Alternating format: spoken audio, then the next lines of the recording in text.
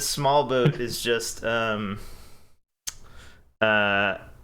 that's a bunch of people who were like, well, we gotta keep fishing, it's our jobs. And someone on the dock was like, there's a battle coming, you can't go out and fish, you're going to die. And they were like, well, you can't take our boats and our rights from us, so we're gonna go out and we're gonna fish.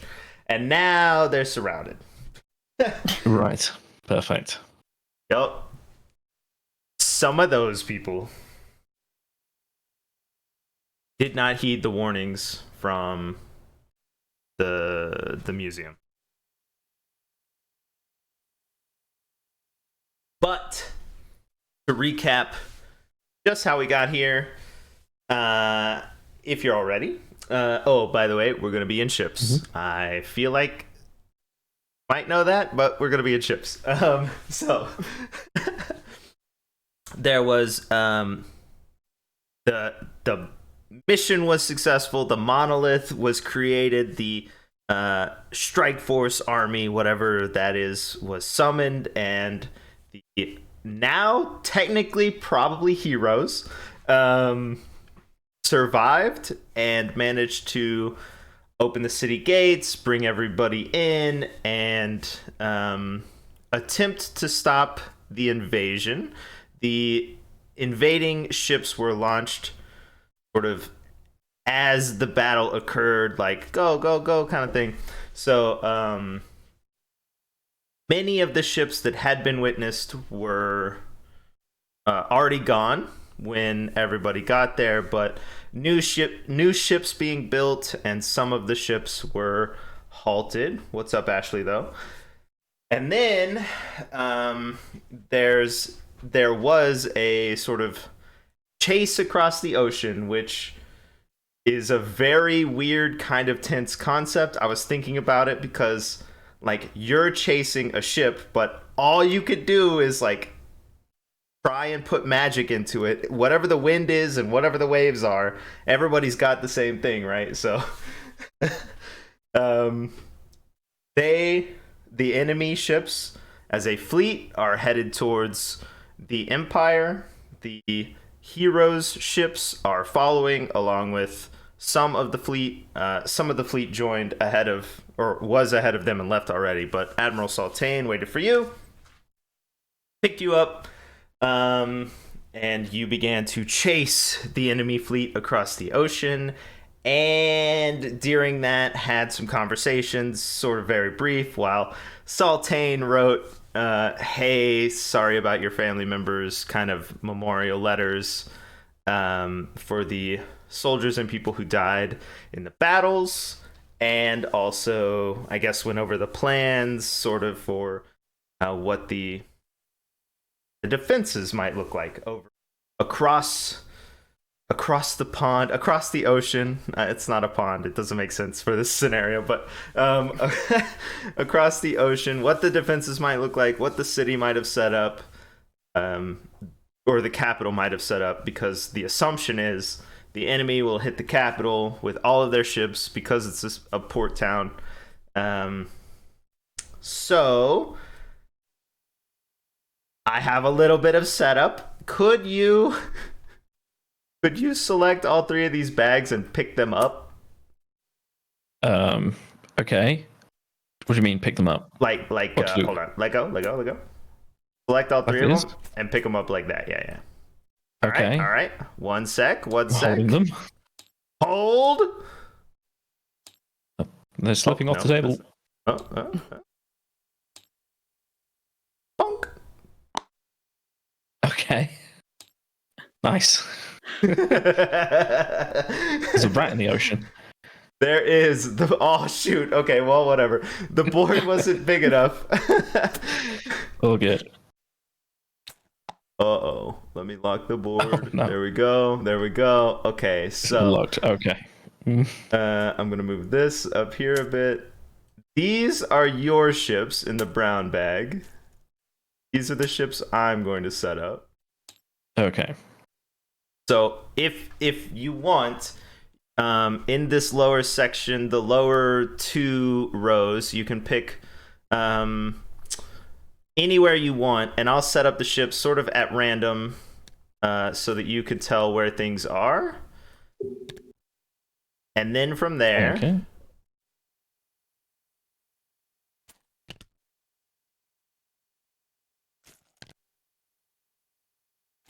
and I numbered them, so it's super easy. I did a bunch of setup. Well, Very nice. hope it's easy. Think it's easy.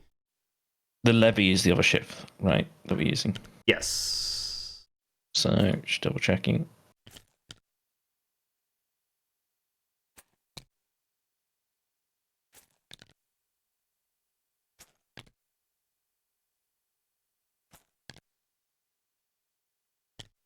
Materials.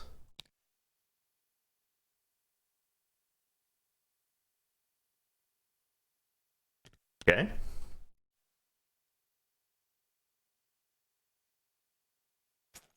It's making ours a bit bigger to make them clearer. Okay. One. Patreon, any preference on which grid number and location you want to be in this corner? Well, you don't have to be in the corner. You can be anywhere in this bottom row. Yeah.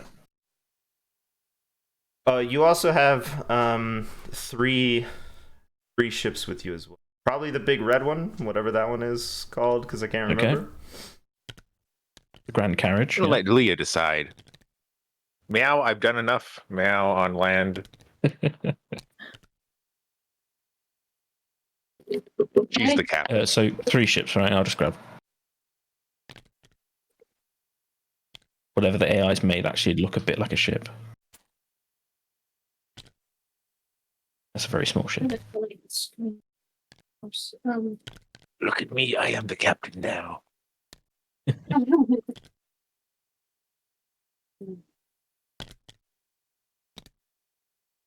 Oh, kind of in the middle, I guess. In the middle, okay. Cool.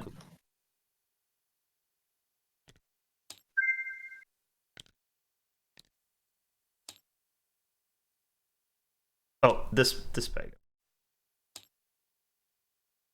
The dice I'll come from out of it, I think. before.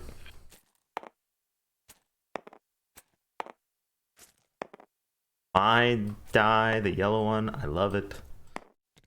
Using it. And the city. That's what I was.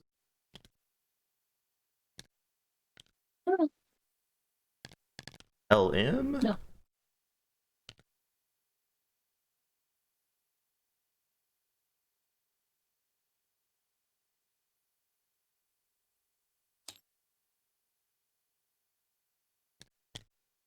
Man, perfect.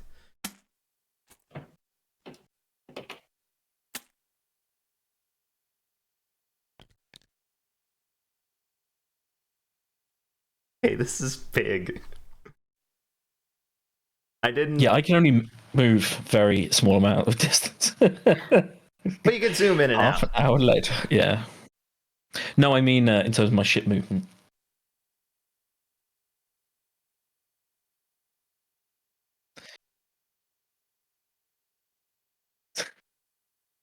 I tested the board and I tested on the board, but I didn't lay them all out. So Wait, when you get to 11 and 10, it's 10 like in the... you know, I don't know. It was the program I'm using sucks for text. So, you know, just it's 10 and 11. Yeah. There's only 20. Oh, well, yeah. We'll call the last one 24. It doesn't matter. We all know what it means. All right. Just want to make sure for, if like dyslexic or whatever people like on Well, or both shape of them. people We'll go with both of them. something with I attempted to do it like see these Stay out of dots that down area. here at the bottom, A dot B dot.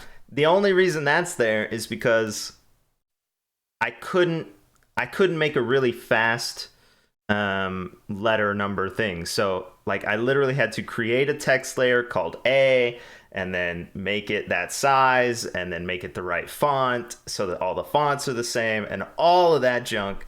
And then after like 3 minutes, make B. And I was like, there's no way I'm doing that. So I just put in a bunch of dots so that it was kind of spaced right. Fair enough. And just to make sure, you want these ships behind you? Or ahead of you? Well, this is as far. I thought this was kind of as far up as we could go. Yes. Already, yes. kind of. So technically, the front 3 ships can attack because you're attacking 3 spaces away. Mm-hmm. So yes, if that's what you'd like. I just want to make sure. Gotcha. What is the range on attacking again? Is it right next to the ship? It's 3 spaces. Forward or side, diagonals a little farther, but sure, we'll go with diagonal too. So, like for instance, the ship could move and still hit, surely, right? Yeah, definitely. Yeah. Yeah, so it doesn't really matter if it's behind. Same combat mechanics, yes. But all these ships are going to move too. So, oh, that's what I was doing. The other ships that are already here.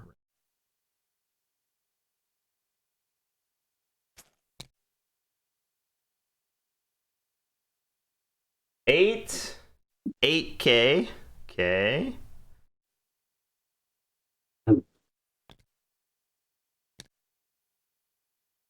This one's called how do I name it? Right click and then name at the bottom. Oh, at the bottom.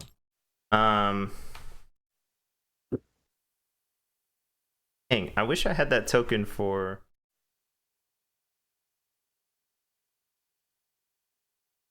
battle thing we did. Anyway, yeah. That one goes there.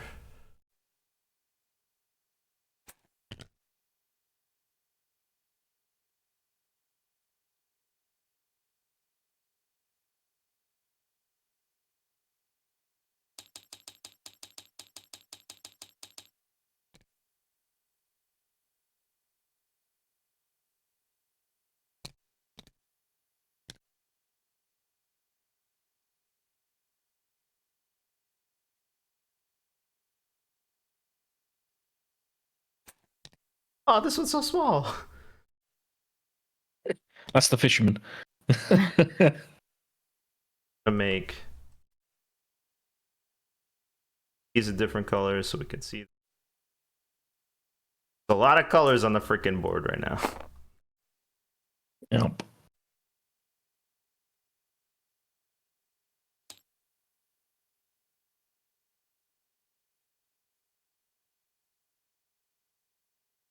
Red equals friend for now. Or friend over there, green over here, red over there. All of those are friends. Cool. So, your ships, unless you want to have any discussion with anybody before this occurs, as you sail, this begins. Any thoughts beforehand? How is Soraya going to sort of interact without her own ship? Oh, by the way, yes, I'll give Purrington the cat mage because they would be on the ship with you. So cat mage and Soraya can cast spells. Liariel, yeah, Liariel too. All can cast spells. Purrington can too. All right, well, you have an additional cat mage. Anyway, anyone who can cast spells from the deck of the ship as well. So when the ship gets close enough or the ship acts, both or all the people on the ship act at the same time.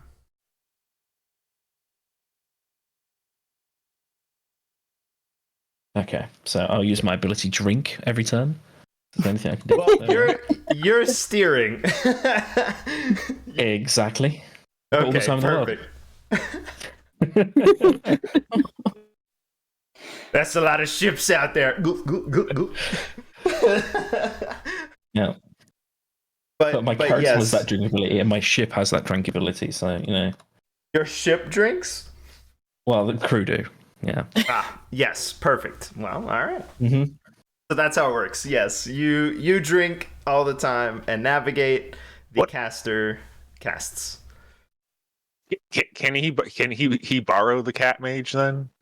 What's up?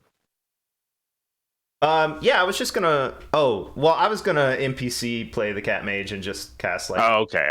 I don't know, ice magic or something. Because then I realized you can do some magic even though you prefer your claws. That sort of thing. So. Like I have no Alright. smell. I can erase. I don't know how that work. Okay, cool. So your ships as a small fleet come up on the scene that I described previously, which is the all of these ships arrayed in front of the path that goes to the capital of your empire.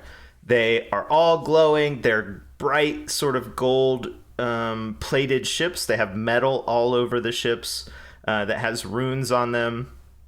And their reflections reflect in the water, the sort of dark water, so it looks like a bunch of gold and treasure and stuff in the water underneath the ships as you sail up. And these ships are headed towards the capital, which I put up at the very top. And the concept is like, if you can make it into this little bay right here, then you've probably made it safely to the citadel. So. Or not citadel. I keep almost saying citadel. To the capital. And It's a clear shore. Come on. Clear shore is to the left somewhere. Anyway, there are only a couple ships that aren't fighting. There's fighting going around all over, like around and to the sides and stuff. You could see battles happening in the distance along the shore. But this seems like a force headed directly to capital, so that's where you and Sultane have headed because you stopped that, right? So, I don't know what the order should be. If we all want to roll, we don't normally roll initiative, but if we all want to roll, and I'll roll for if some of these ships act first. Of course, I'm going to get a 9. Ooh. 20. What? 17. That's all my luck. I'm going to find this tankier ship now and just not hit it, and it's not going to hit me. Good. The whole fight. I rolled 10. Okay. Sorry, you're on my ship, aren't you? Ray is also on the ship. Yeah. So you get that 20 as well, then, I guess. Well, hold on. That's how I understood it. Iker, if you'll roll as well. Okay. 16. All right, cool. So we'll do your ships and 2 of the sort of companion ships as well. The enemy forces will start to move. So the 20 was Barrack. Yeah, dope. Yes. The number 1 here is the biggest ship you can see, and then all of the rest sort of have an amalgamation of different sail combinations and hulls. Hull hulls. They are not, I guess, not as big and not as flashy, you know? Right. Well, Barrack just being awful and terrible. He would sort of just sail here, get him right in the way of his allied ship, and start fighting the big ship. Okay. Um, so that's just the common ability, isn't it? Yep. And apparently your drinking ability. Yeah, of course. So that's a 12. So I don't hit. Here we go. The first volley. What does your drink ability do? It just gives me a +1. Oh, okay. Just my general keep them happy. Okay, cool. Yeah, this ship is very big but very agile as well, so it's gonna move around a lot. It's clearly like the main ship. You can see a figure standing on the back. It's got like a big butt, and there's like a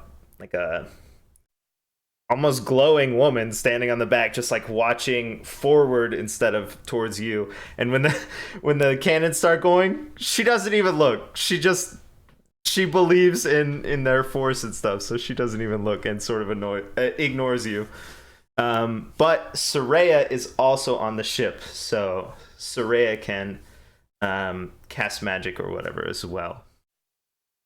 Okay, so I see just a ton of ships everywhere that make me nervous. So I think I'm just going to immediately like run to the side of the ship and like clutch at a necklace that I have on and just kind of like tear at it and just whip it into the ocean. Okay.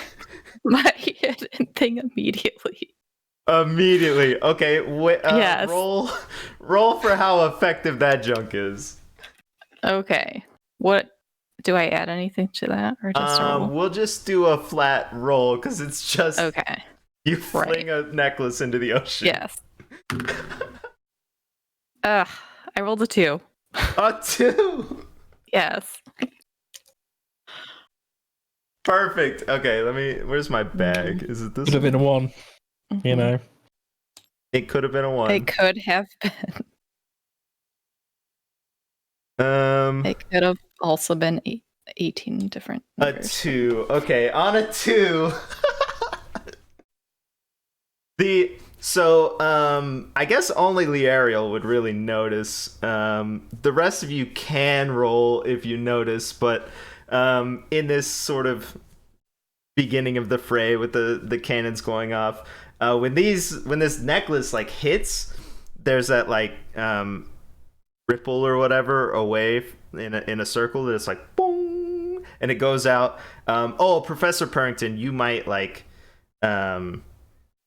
sort of get the sense of a very like low sound, maybe like, I don't want to say whale song because that's kind of, making it seem like a noise that it's probably not, but like you could probably feel it like shivery kind of in you, but you look around and it doesn't seem like anything happens. So it Ears just sort perk of up. Don't care. echoes out. Yeah, exactly. Okay, cool. I'll allow you to cast a spell too, because I mean, like, that doesn't take any. Okay. Yeah, I wasn't expecting you to do it now, but Oh. sure. You're welcome to. It doesn't matter. I was like, oh, okay. She'll just continue to panic and like, I guess, try to conjure a water spout and send it flying towards that same ship that Beric attempted to hit. The number 1. Okay. Yes. Do it up.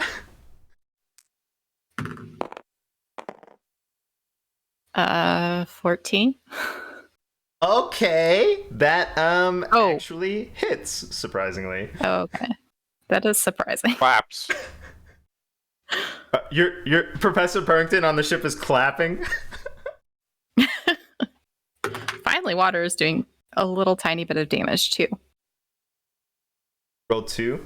Let me. Yes. I have a notebook. I'm gonna.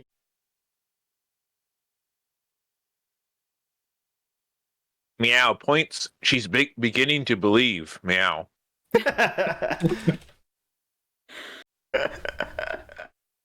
Yeah, good reference. All right, cool. So the water spout sort of It probably only managed to pierce through maybe some of the sails that hang off over the edges. The ship doesn't slow down. It doesn't seem like it took very much damage, but at least the water spout did something, right? Yes. All right. Manifested. It manifested. And then we'll do the levy. If one of you wants to control the ship and one of you wants to cast spells, you can either swap off because you can talk to the ship, or it doesn't matter.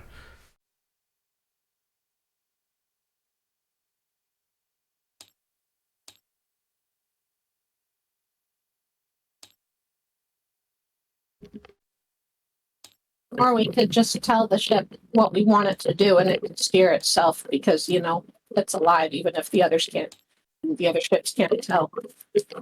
True. I feel like you might be overpowered, but I mean, I can control it for a couple turns. Yeah, against a group of 14 ships, maybe you're not overpowered. I don't know yet. We haven't done it. I'll control it, and then Leah can cast her tarot. Okay, cool. Where am I? Where are we? You are this ship, the blue one right here in the center. Okay. So we're attacking one. Looks like maybe. That's what they've chosen. Okay. The biggest, fattest ship out here. Mm-hmm. We're going to I proceed have to to look at my shot. spells, my abilities here because I made them a long time ago and I don't remember. Yeah, that's cool. These are kind of bad news. We are going to put up a shield of tentacles Good call. for now. For now. Okay. And that's going to be our ability. That's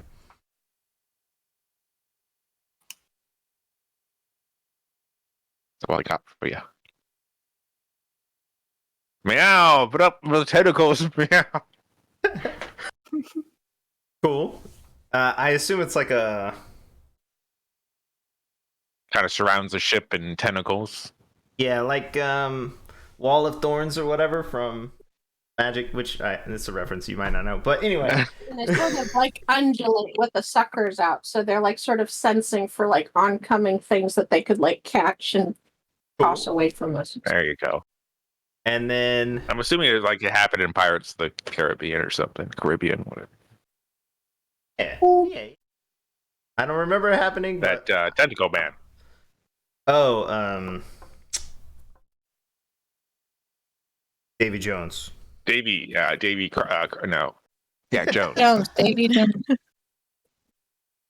He had a Isn't he a raccoon singer? on his head. And Leariel, I assume you'd like to cast a spell as well of some sort. Yes, sir. What card might it be? Okay. Oh, that's interesting. So I pulled the Two of Swords, which depicts a woman with the ocean in the background. She's sort of sitting down, and she's blindfolded because she's intuitive. That's because of the moon. She's protecting her heart, trusting her sight, and she's got these two swords. So, Okay. so she's going to. Would you like to use this as an attack, or would you like to use the intuitive portion and learn about the mechanics of the map? I kind of feel like hitting something. Okay, cool. Do it. All right. Let's see. So, like on the sort of thing that she's like sitting on, we're going to interpret that as a raft, and it's going to appear next to our target, and she's going to use the swords to like pierce the hull with all of her psychic force behind it and put leaks in the boat. So Are you shooting for the big ship in the center, or I guess only this one, the small one in front of it. Smaller. I'm having trouble telling which ships you're talking about. Don't worry, I can zoom in. So this blue bad boy here is the levy. The two ships directly sort of above it. I'm going to attack the ship labeled 1. Okay, cool. The big one, nice. You'll roll a d20 there. Yes. Okay. See, I labeled them with numbers so that even I could tell. Can I use my brilliance to learn about the mechanics of the map? Sure. You're all welcome to search at any time. So yes, but let me do this attack first because it's not going to impact. Yeah. I rolled a 13 with a brilliance modifier of 4, so 17. Sure, I could beat that. All right, I can't. That's rigged. I thought I could, but I can't. Okay, so the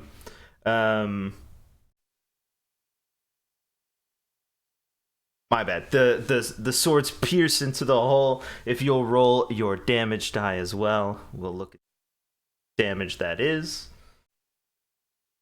3. Another plus 2, 5. Nice. The ship has metal sort of all over it, and these swords magically sort of pierce through those plates of metal, gold, into the hull itself, and the ship doesn't take on water necessarily all the time. It's more like as it bobs up and down, it's taking on water as the hulls sink, and then as the ship comes back up on the buoyancy or whatever, you can see water sort of pouring out. So it's slowly taking water on over time. Let's see here. Oh, the big ship, yes. Big ship.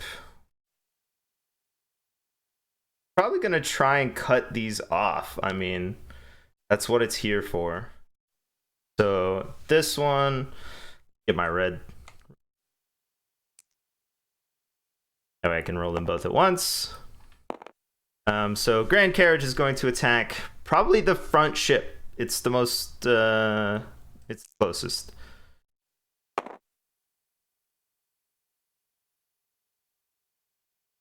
Or perfect. It's got a ton of cannons. Where's mine?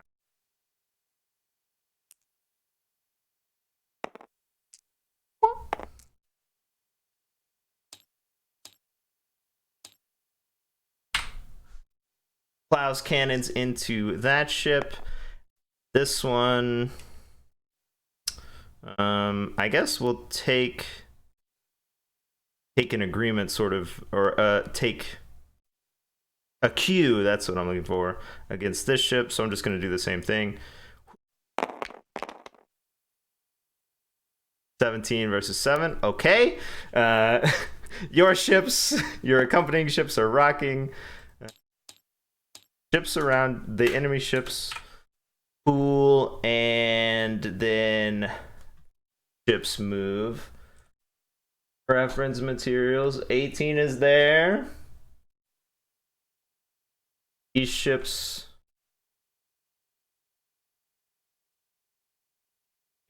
move forward.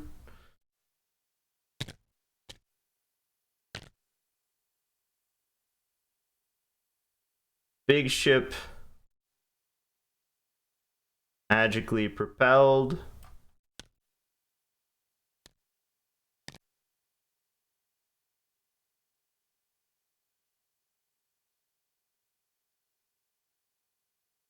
Yeah, okay. Well, if they all do sort of what they seem like they should do.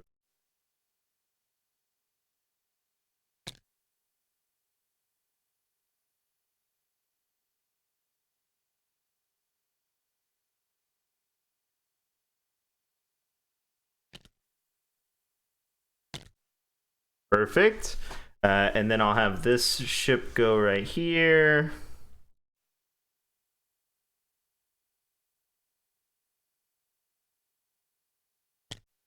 This 3, which will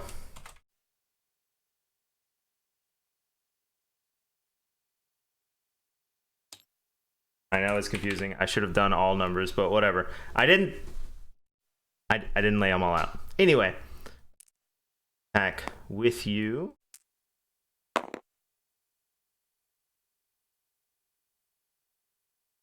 Versus a 15. So this ship attempts to attack this number 3 here, and then your cat mage is on maybe this ship, the small ship over here. It sort of magic or something like okay, but it's ineffective as well. Unlucky. And then the rest of the ships will move.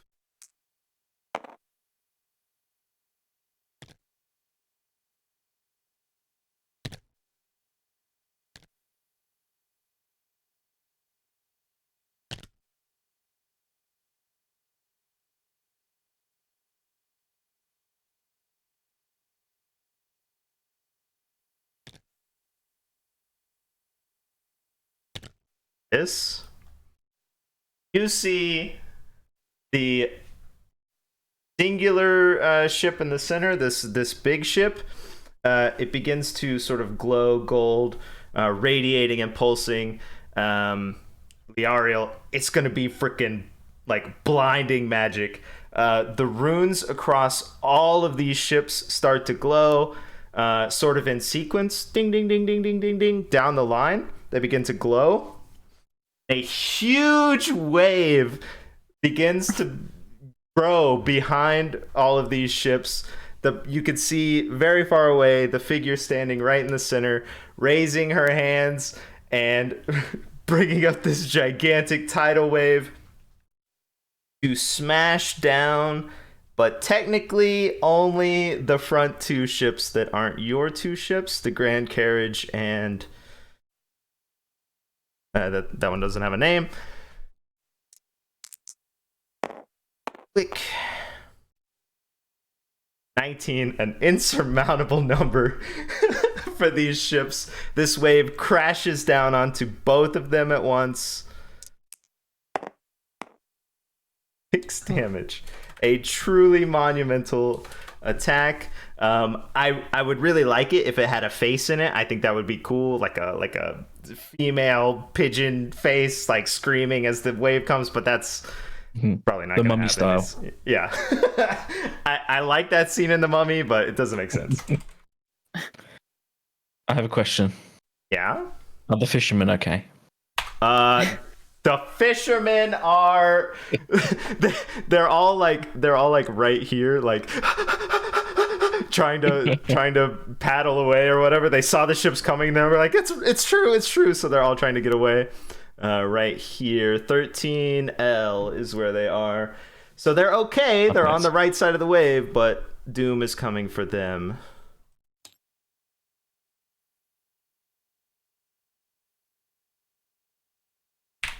All right, cool.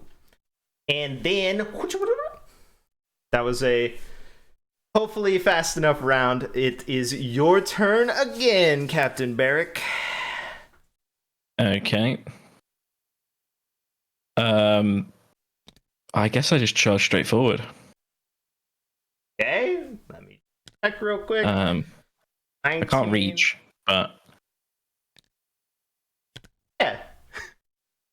But what? I was just checking where you are on the map. Just no problem. Okay. They've put down sea mines, haven't they? I'm going to attack this 2 here, sort of opposite, further away. Okay, the 2 that has been attacked a couple times already. Yeah. Nice. Yep. Okay, and now I'm going to miss by rolling this dice over here. Oh, okay. I actually got a 15. I'm not going to drink this time because I've only got so many charges. 2, nice.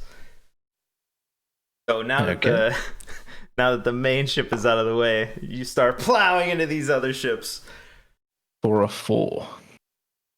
Nice. This ship begins to take on water, sort of rapidly. It has some damage to its sails as well. There was a small fire on board briefly, but it was put out. Soraya as well. You're welcome to age or whatever. Okay. Seeing the tidal wave that this nice water mage that can actually do stuff did, she's going to attempt a tidal wave of her own. Oh, Am I snap. able to gear it at 2 and 3 here? This 2 and this Yes, 3. I do think that makes sense. The way we've been doing sort of AoE is like the sharing of damage. So if you did like 6, it would be 3 into each one. You roll a 3. Okay. I'll give it a try. Good luck. Thanks. Well, that's not very good. 11. Well, Yeah? I guess unless you solidified what we talked about. Yeah, that's fine. It doesn't matter. I rolled a 2. Okay, 13 then. Oh, okay. Yeah. No matter what, your wave definitely comes up out of the water. It's not impressive after the show you just saw. It's like a wave. But what sort of damage are we looking at? 2, so 1 to each. Okay. The wave sort of brings each of the ships to collide into each other a little bit. There's some yelling, from one ship to the other. But they sort of collide a little bit, fracture a couple of maybe planks, and then bounce off of each other. Nice! It was water magic, though. Be confident. She's just getting angrier and angrier. Cool. Then we'll go with the levy and...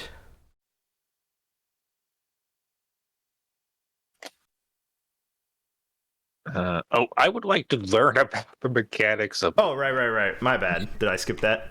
I did. Yeah. Yeah, do it up. So what do I need? At what point should I just tell you you? I think I would go with like a brilliance roll just to sort of evaluate the situation. Okay.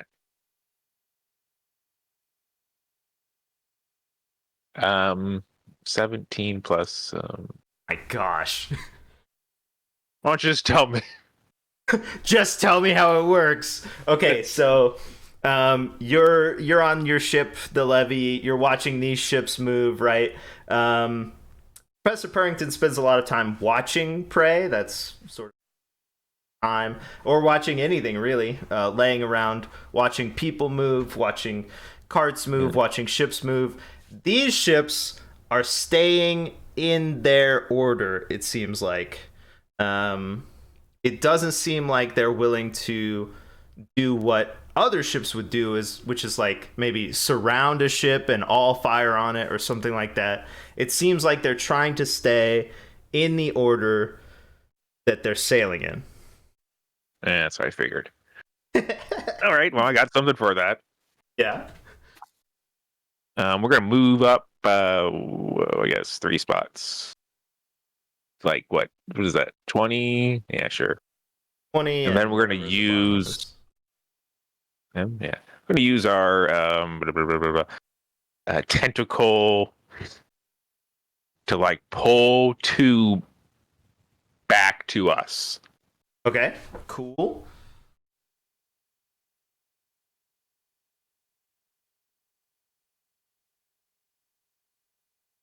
We will roll an 18.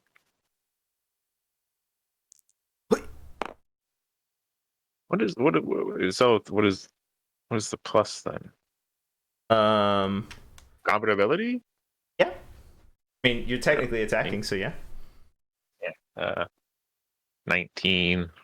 Oh, dang it. Okay. And then that's not with the modifier. That's with the D damage, right? Or if it pulls it, and with the damage. So your I always forget every time you tell me. I always forget. no problem. You roll a d20 and then you modify it with your combat ability modifier, which is +2. It sounds like. So you scored a 19. +1. So +1. What? I got an 18 +1, 19. Oh, okay. I don't know if Okay. I said 17. Gotcha. Well, it doesn't matter. Either way, 19 is the end. So is this ship. These ships, while they are mounted with gold, they're not incredibly defensive ships. They are aggressive ships. So you meet this. If you'll roll damage as well to see if it hurts this ship in any way.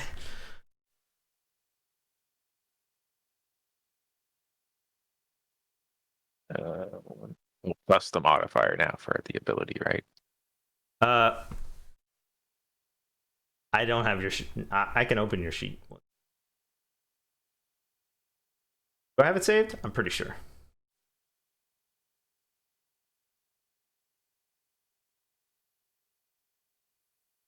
Oh, hey, I found the other ship.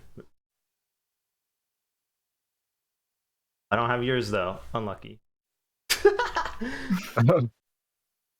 Well, it's a tentacle touch tractor beam ability. Yeah. It's a +2 for So the 4 uses. Your ability just goes into this d20 roll. That number modifier goes. Oh, okay. All right. Well, we got a 1. Okay. And then it's supposed to pull it back to us. So it is successful. Yeah, if you'll roll damage as well, the d6. Yeah, we got a 1 from that. Okay. It does a little bit of damage, but you manage to lock this ship down right here. Right there. Like we hug it with our tentacles. Ship hug. Nice. Okay. And then Means we can board. the Ariel. Yes, you can if you so choose.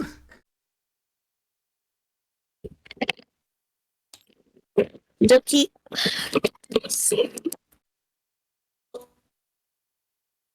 I don't know if that's helpful. That's a what? Let's see. I pulled this 7 of staffs. Let's see. How am I gonna do this now? Myself 6 staffs. I wave my staff in the air.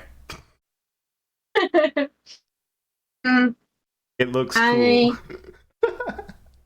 No. Okay. How about this? All right. So I'm gonna make this guy materialize on ship number 2, right next to the person steering the ship, and he's going to attack that person. Okay, a targeted attack makes sense because you're right next to it. Okay. So 20. I rolled a 16 plus 4, 20. Okay, I don't have. This is gonna shock you, but I don't have stats for every person on every ship that we're looking at. So, we're just gonna let you attack him because the ship is stuck; it can't move, and you're casting magic sort of from a position of power, almost as if you snuck up on them. It's probably a pigeon captain with tassels all over his freaking uniform. And how much damage do you think you could do to this random captain? I rolled a 4 Okay. plus 2, so 6. What you said it's staffs? It's like a caster of some sort? No, he's clearly a fighter. Like basically the 7 of staffs, you see this one man holding a staff and he's defending himself sort of Friar Tuck style against like these 6 other staffs. So like he's a fighter. Okay. General Kenobi. Got it. I don't know. I think that's a reference. I don't actually know. Is that the guy with all the arms? Not Kenobi. Exactly. Yep. It doesn't matter anyway. The guy with all the arms? Yeah, from Star Wars. General Grievous. Grievous. Right? Yeah. That's Grievous. Yeah. No, and then the guy with the staff lightsaber is Darth Maul. Nice. We'll just put everything I just said together into one vision in my head because I don't know what that stuff is. Anyway, you. So General Grievous and Darth Maul had a love child to see he just sort of materializes on the ship, really cheesed off, and the guy's steering it. and clubs that captain in the back of the head, further impairing the ability of this ship to move around, and also severely hurting that captain who was not expecting any sort of boarding action. Cool. I'm not gonna mark the captains too. That's a lot. The carriage, though. Well, I mean, this ship is sort of out of commission. The carriage will move forward. The ship can't move, so it can't really defend itself. Just roll for like a really high number, maybe. Nope. But still, damage. 5. It's like bad math because I.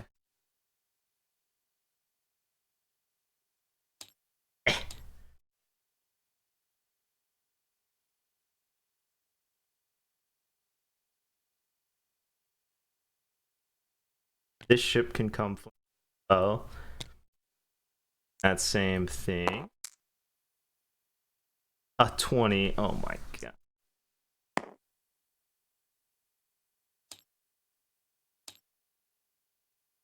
You've made the small ship so tanky. This is going to be a long fight.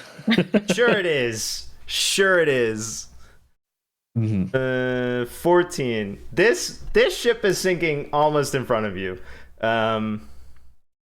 But it is not there yet. Let me look at my reference. The other ships get to go.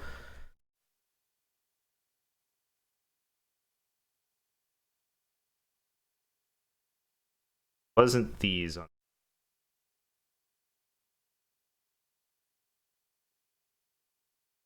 I do 8 first.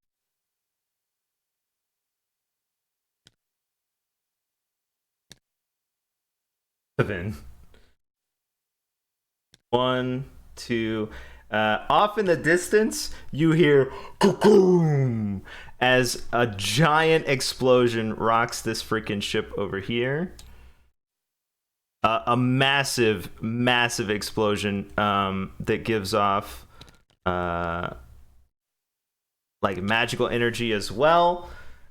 You can't quite see what it is, but it rocks this ship down into the ocean. And as this one moves forward, it also explodes in basically a huge fountain of fire and smoke and magic, sinking ships right and left. 5 and 4. Thank God. Might be super nervous, but have their commands. H.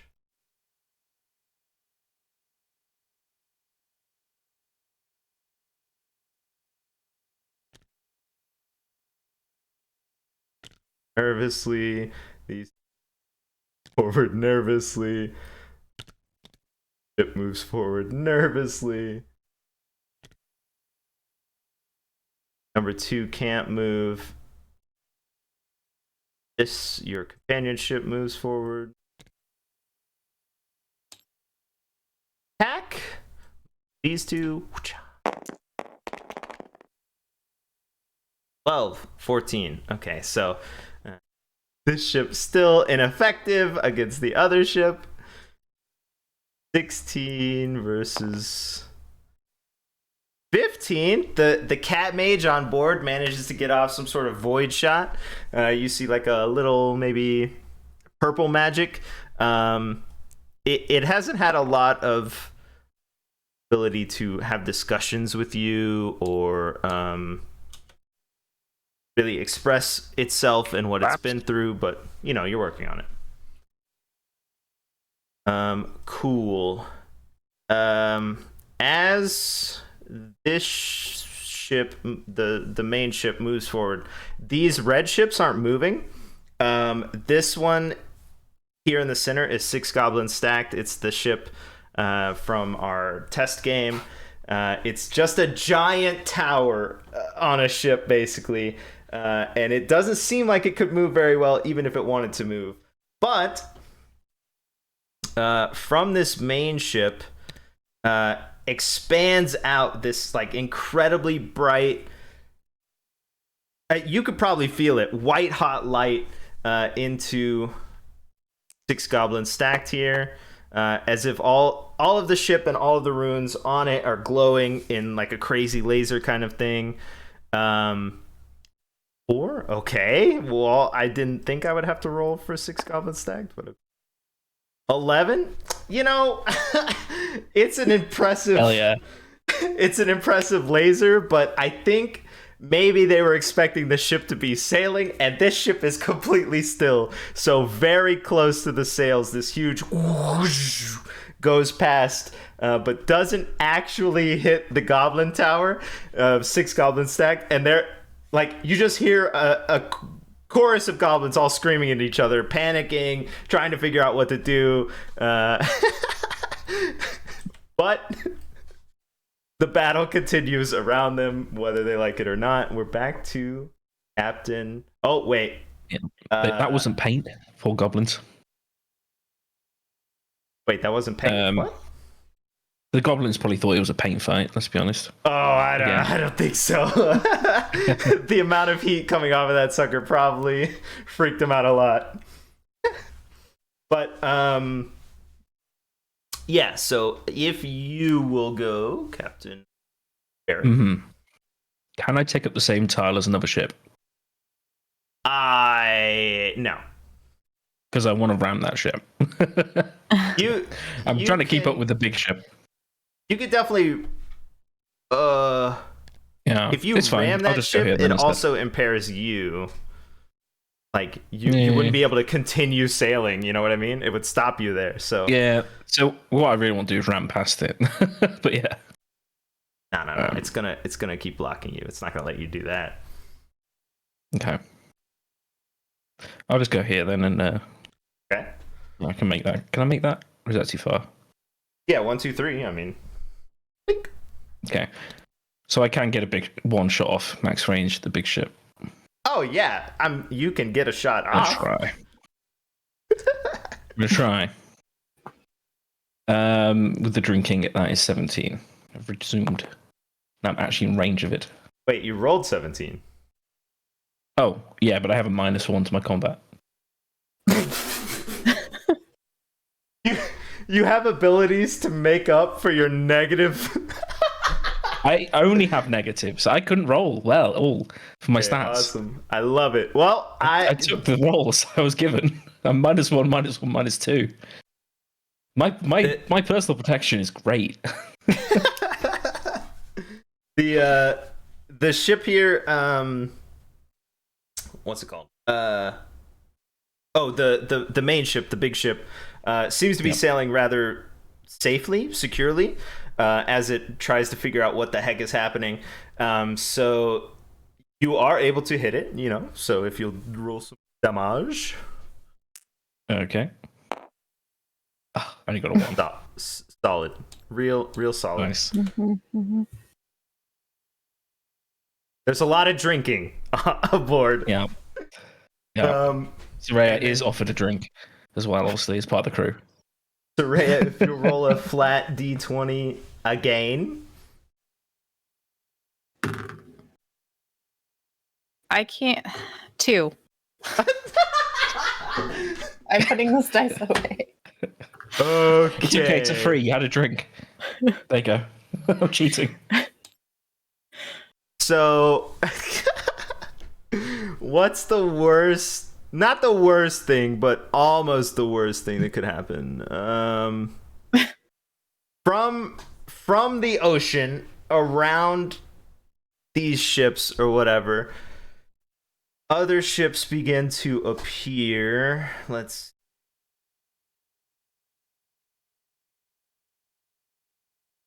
be 1, over here sort of pops out, and then one right next to the rock bottom.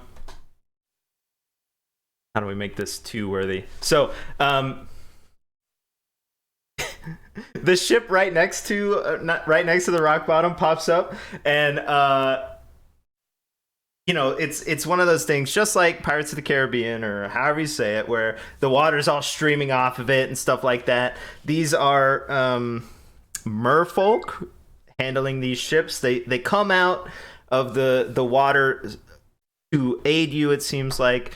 And captaining this ship over here next to the rock bottom is maybe like a distant cousin of Soraya's, and he comes up and he says, "Soraya, dear, we heard your call. I came to your aid, and if just make it known." He's like trying to be all like pompous or whatever. He's like, "Make it known that I was the first to arrive. So if you would, please reconsider my marriage proposal. The combination of our families would be wonderful. I'm a wonderful captain." And he like starts to expound on how great he is, like in the middle of this fight. Like maybe you should focus on things if you're gonna talk about that stuff. Like, we're under attack. Yes, crew, handle the attack. Go, go, go, go, go. Awesome. If you sink that ship, I'll marry you myself. There you go. He looks confused. Says, are you? I don't. Well, the rest are coming. We'll work this all out. Oh, I gotta go. Paperwork and stuff. And he like sort of hustles back away. And they will not attack, but you're welcome to attack. Would I be too far away to attack one with a spell? Probably. You are not. No. All right. Well, feeling like I really need to display some sort of water power now that merfolk are arriving. I'm going to try a tidal wave at number 1 this time. Okay. With a different die. And that did not help very much at all. Oh no. 11. Me too, but this ship is very defensive. So your tidal wave will sort of split down a magical egg kind of barrier from this ship. It is probably a more impressive wave than the one that hit the other two ships, but it does not manage to sort of affect the ship at all. Okay.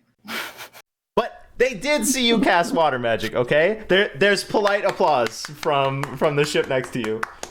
Good show, Soraya! Yeah. Yes. See, Barrick, like, sometimes water does stuff. What? I wasn't looking. That's all right. Just trust that it did something. Right. Then we have the Ariel and the Levy and Purrington still with this captured ship.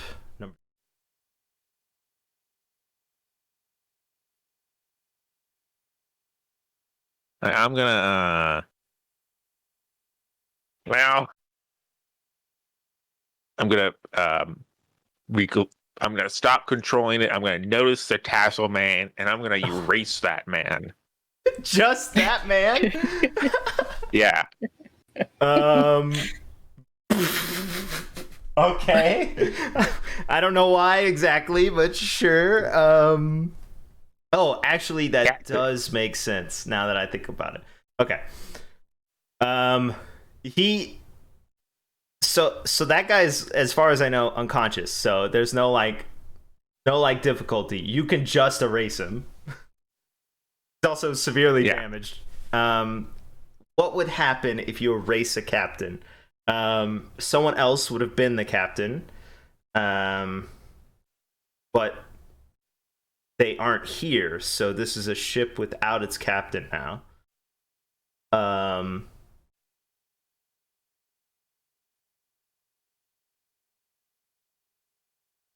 Okay, and so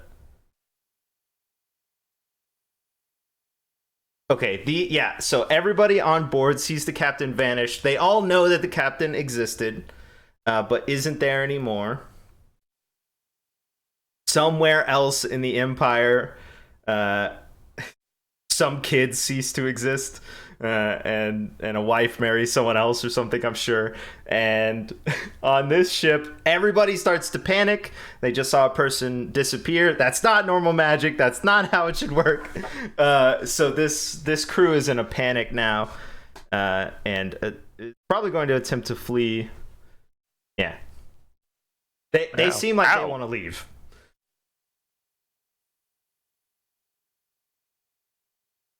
Nice. Yeah. Nice. I'm glad you think it feels good too. Takes out his notebook and crosses another thing off. Tassels. Yariel?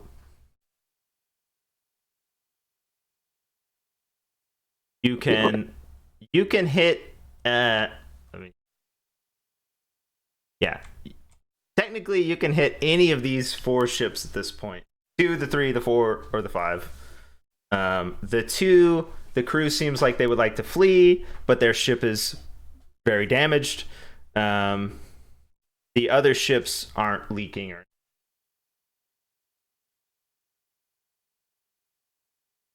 I'll probably start like dividing the damage. I mean, we got a whole fleet to take down here. Uh-huh.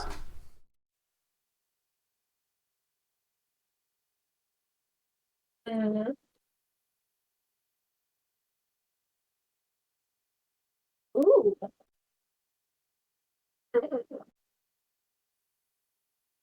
Let's see here. This is cool. Yeah. All right, I'm gonna do that.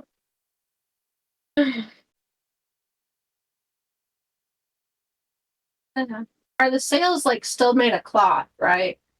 Yes, sails are normal sails. Yes. Because I pulled myself a fire card here, and I'm thinking, burn sail. Okay. King of Wands who appeared with fire salad. Light it up. The King of Wands? Yeah, Wands is the element of fire in the tarot deck, and he appears with a fire salamander and a couple of lions. Not relevant to the story. I set the lions to the side. He's got like a whole like all fire salamanders too. You'll roll a d20, please. Okey-dokey.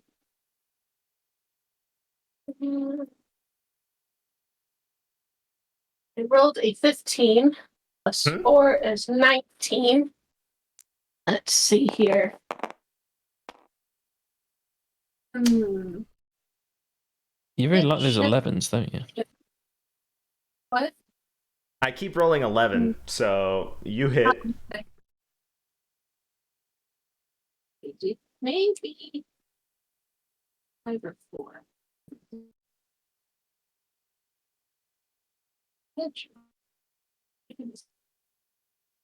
You're cutting out a little bit. I can't hear your target. That's because I haven't picked one yet. Oh, okay. I heard 5 or 4, and I was like, I don't know which one either.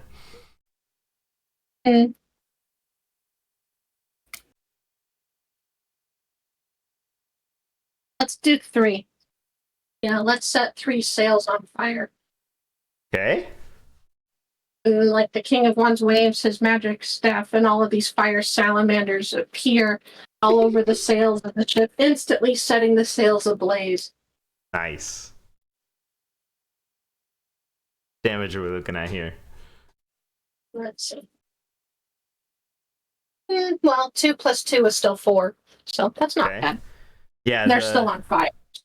the sails start to go up.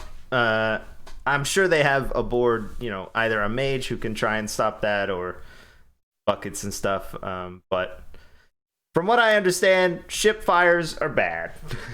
So there's a commotion aboard there as well. And then, because you attacked that one, I assume the Grand Carriage would attack that one. I don't see why not.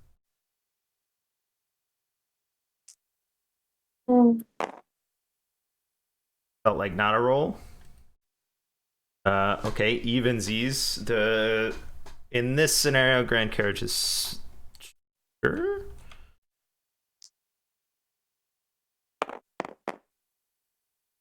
Four into the 3 after your 4. The fire aboard sort of makes it easier to land shots into, especially because they're right next to them. This ship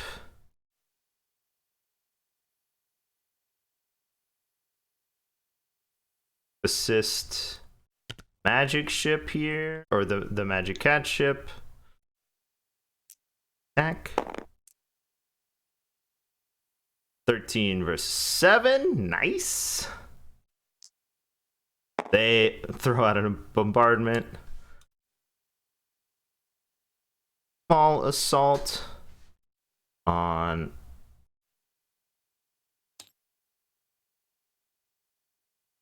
ship.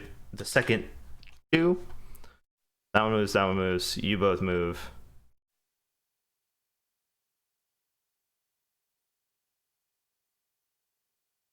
Their ships move. Ship here. Must assume. Fight begins with these small ships on the side.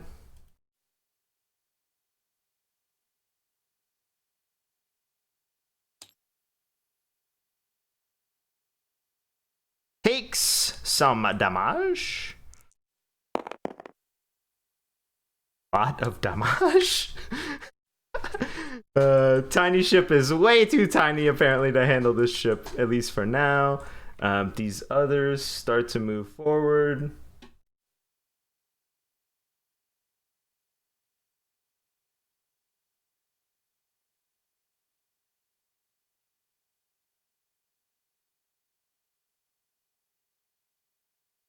Okay. Act. Forward. Goal. Another explosion rocks closer this time. Cocoon. And sink. It's over. This one moves forward, but also collides with explosive something or other. These 2 ships.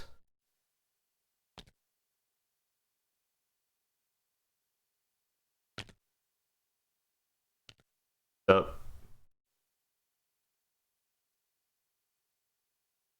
again, assuming that it's safe, because there's a ship floating right here. To attack normally into goblin stacked.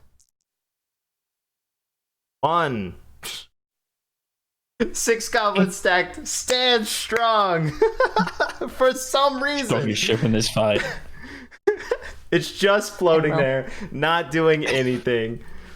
Let's have 6 goblins stacked attack with a full 20.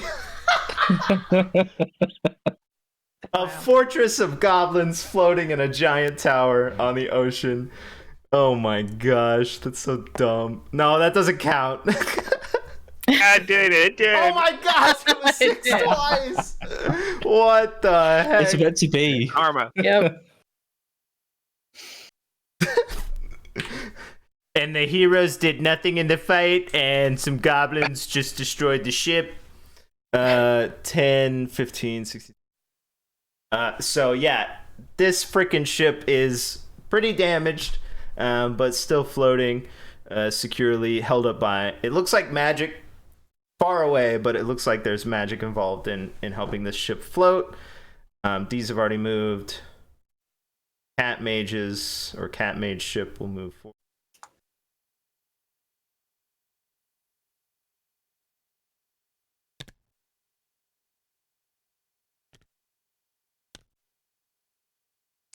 Do with it.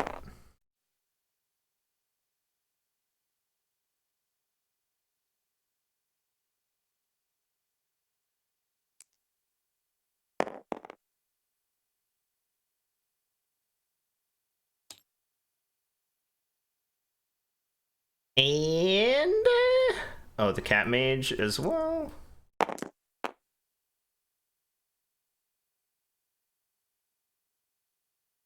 The cat mage is unable to connect there with the ship. And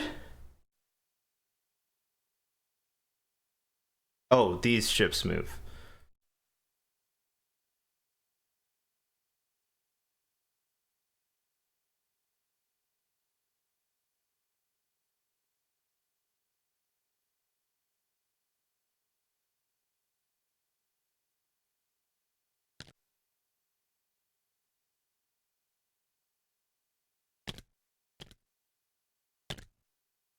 Forward.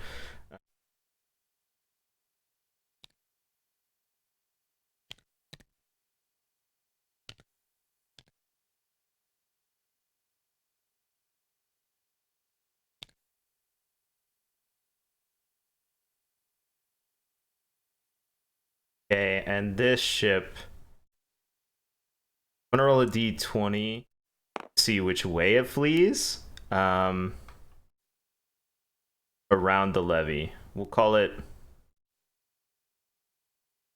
You want it to go. You want it to go right, basically. So, would someone like to choose odds or evens for going right?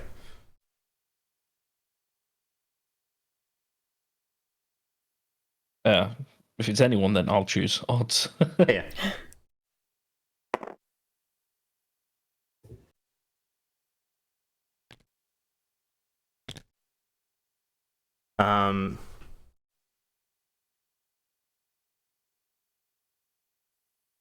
Okay. So, there is not a giant wave. Basically. Nice. Nothing happens at the end of this round. And it is Captain Barrick. When do the fish people go? Technically after Soraya. Okay. They did nothing on Can their I round. survey the field a bit? Because obviously we're getting into explosive territory now. Sure. Now we're gonna play a game, and it's called Where Do You Want to Look At? Okay. How big an area do I get to choose? Because I can look at all everything. You're gonna choose a grid point, so like B6, and then yours specifically, because you are a captain who spoke with Sultan and you know sort of the layout or whatever. Yours is a cross, like a plus section. Right. Okay. I guess I guess I'll just do a cross around the big ship number one. With Okay, the one so being the center. Sure. Because that's what I want to get close to anyway, so. Well, you saw it sail straight forward safely. Yeah, it's more about the sides and the front. I'm worried So about. it's in both 9 and 10 for some reason.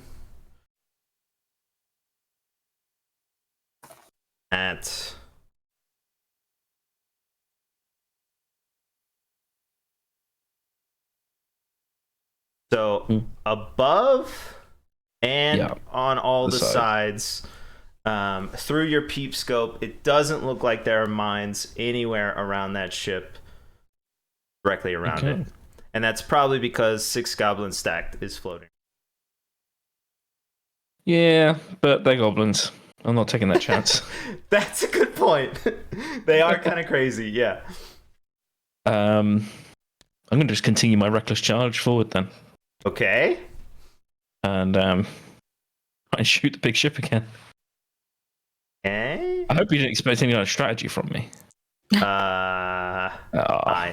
I expected you to fail on your rolls. 19. Nope. I did. Horribly fail. Yeah. But Yeah, our cost supply is running low as well. It's a dreadful time. oh my gosh. Yeah, so the ship evaluates your coming charge and says, "Oh look, they're coming directly at us," and just moves to the right or the left a little bit and avoids your assault. Soraya, if you'll roll another flat d20. 15. Okay, that one's better.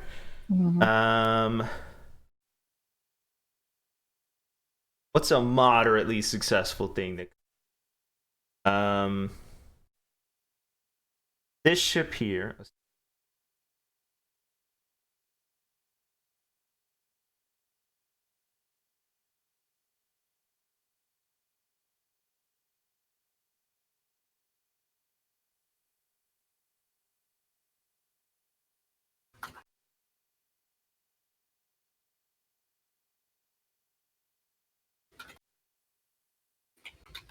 Just want to make sure, because there are some things that would clearly not happen if you came from up underneath.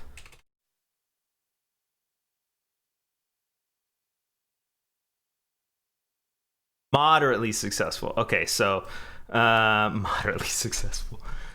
13.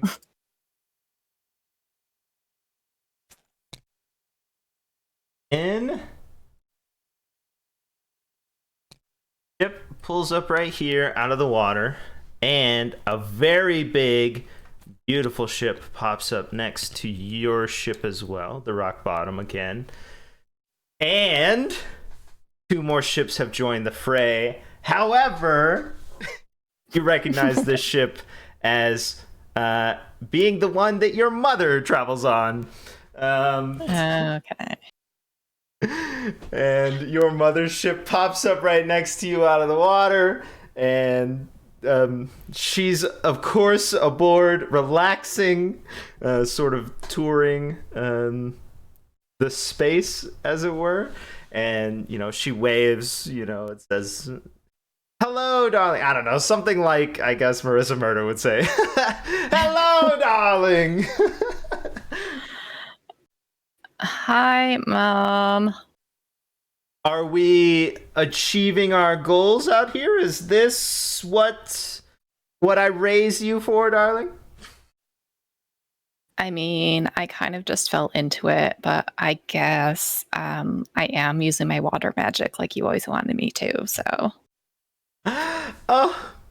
She looks over to some, like, flippant guy or something like that, and she says, "They grow up so fast." Well, I expect to see something grand, darling, so show us something. Okay, Now it's your turn, well, sucker. be prepared. Oh, okay. All right. Are you sure you don't want that drink? I think I will have one in just a moment. And I already used my tidal wave, so I'm gonna just do a water spout. Okay. Towards ship 2. Okay. I was behind the ship. You couldn't see how good it was. Yeah, right? Yeah. Exactly. That's not bad. 21. Yeah. 8. Nice. Yay. What kind of damage are we looking at, though? Oh, yeah, that's the question. Oh my god, 2. Ah, dang. This dice is also going away.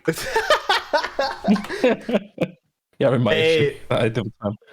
A water spout on the other side of the ship from your mother's ship explodes into the air, rips off some planks from the ship, and she says, "Well, that was magic. Yes, I'm expecting a little more, but no, you're new to it. You got to work out the kinks." Can I get that drink now, Barrick? Absolutely. Yeah, Ooh. dwarf comes over and hands you it. Very strong. She just tosses it back. Soraya's mom says, "Oh, who do we have here? Ooh, hello, sir." Oh, hello. Yelling across these ships. Yes. Hello. Kind of busy shooting the ships. Of course, of course. Well, you do whatever it is you need to do. I'll see you after we... She sort of like motions to like all of this around her, and she's like, after we take care of this little foray here. That's great. I'll be busy anyway because I've offered to marry that man back there.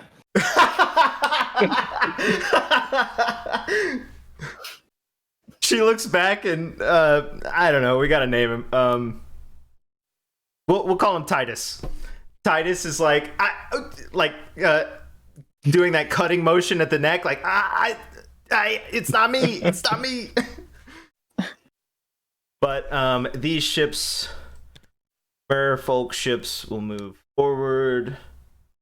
Hold on. Oh, no. No, I'm just kidding. G, yeah. Bird.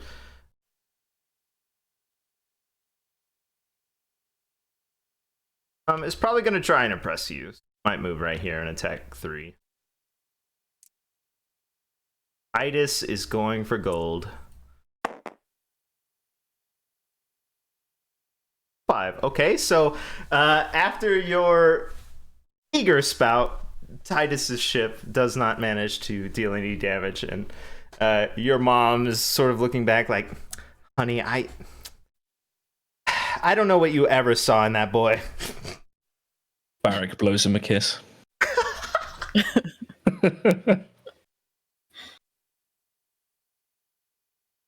Then we have down here Levy and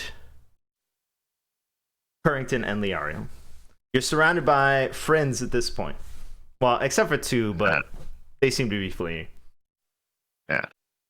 We're gonna like move up a little bit, like 1 square or Here? 1.5. Yeah, a little bit more. No, there is no We're gonna 1.5. We're gonna use an ability where we go underwater, and then Okay. we're gonna come up in between 3 and 5 and like a giant wave between them, to knock them. That's our ability. Use an ability. Would you be able to... You can't technically move that far. That's too far. Well, I don't know. It's an ability. Hold on. What's it called? Submerge snap. Okay. Didn't come up with any creative names here. Well, you can't attack that far. Hey, can I move up a little bit more then? Well, yeah, so it does make sense that if you put an ability range and movement range together, then you'd be able to do that. Yes. So you're looking to split 3 and 5? Yeah. And I assume move 3 or move 5? Just both of them, it's kind of, if it's like an 8, kind of like AE damage. Okay. Where would you want to like have the ship placed afterwards, though? In between 3 and 5. It can't be in between. That's Oh. That's a line. It can't exist there. Well, it exists for one number. Okay. We'll be at below 3. Well, so like, let's say hypothetically, you move up here and you split them. Either 3 has to go to to the left or 5 has to go to the right, and you're in one of these Well, if spaces. 3 goes to the left. Okay. Oh. Get. I'm gonna put you right here until that goes off, and then we'll roll to see how successful it is. Because if you fail against them, then, or I guess we could have rolled to see which one you push to. Whatever.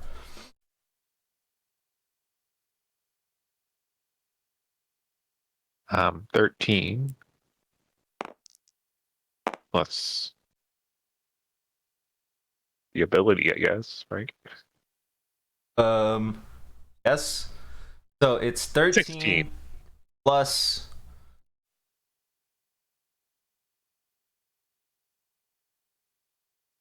This is so 13 plus your combat ability modifier. Okay. 14. Plus modifier from the ability itself. 17. Do you have any crew effect combat ability? No. Okay. So my roll beats that, but it does make sense that since you can't possibly exist in the same place as another ship, it doesn't work. No matter what Barrick will tell you. You do have to move one of the ships. So I think because the ability itself doesn't do damage in this instance, I think we should roll for which it is. And like if you're shooting for 3 to move, choose odds or evens, and we'll just roll it and see what happens. All right. Evens. That's a 1.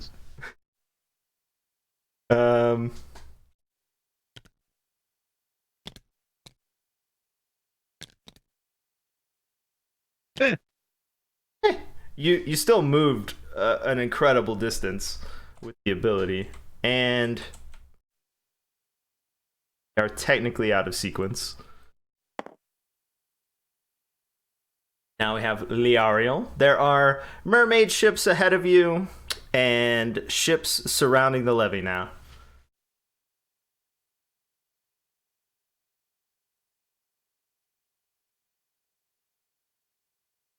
So 3 is probably still a little bit crippled, what with the whole sail thing. Yes, I would say target-wise, that's probably the best one. It's probably not going to move anywhere. Let's see what I pull. Oh, that's an interesting idea.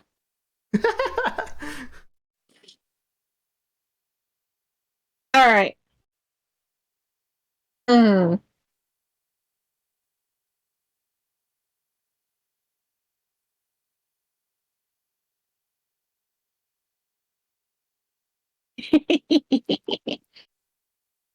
Okay.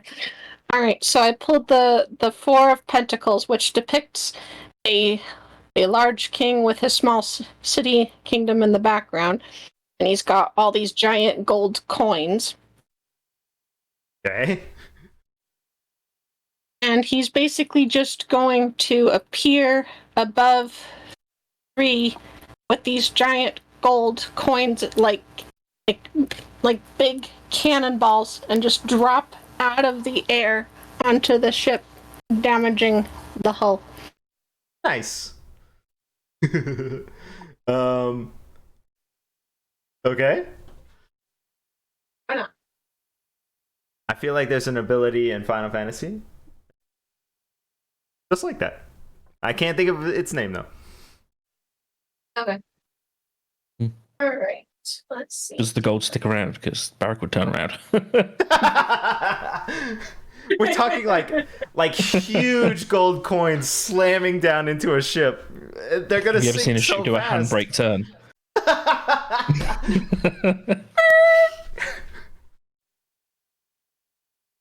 So I rolled a 16 plus 4 is 20. Okay. I gotta Forgot I roll too. Definitely hits. What kind of damage are we looking at? Oh,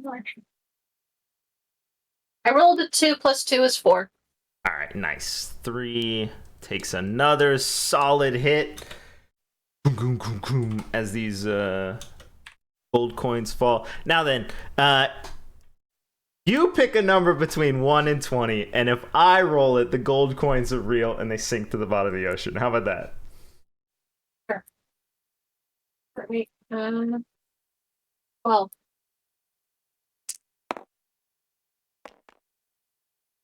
Ooh, 14. Dang, all right.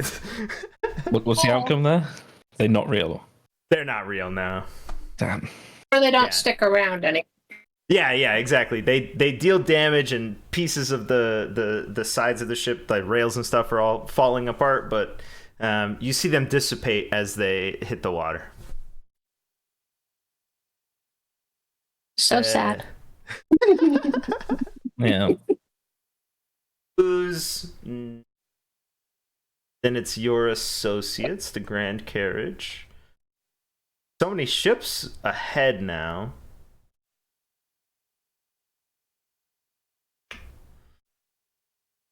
Try and sink this one.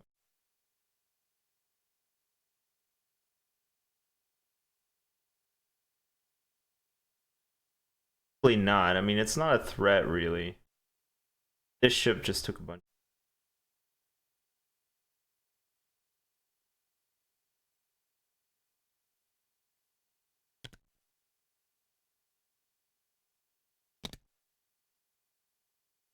These ships are undamaged.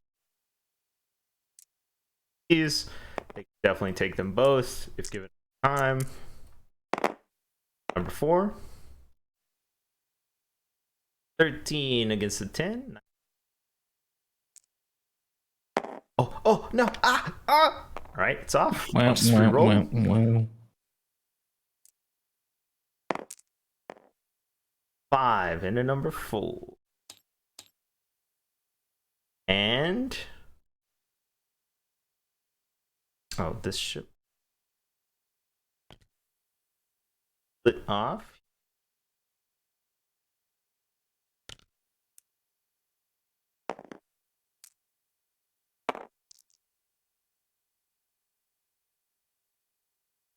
Attack apparently.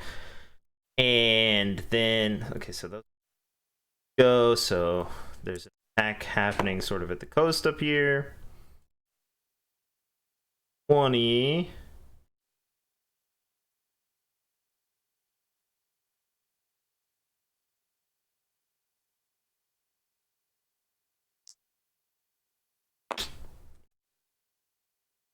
So far, all you've been doing is moving forward.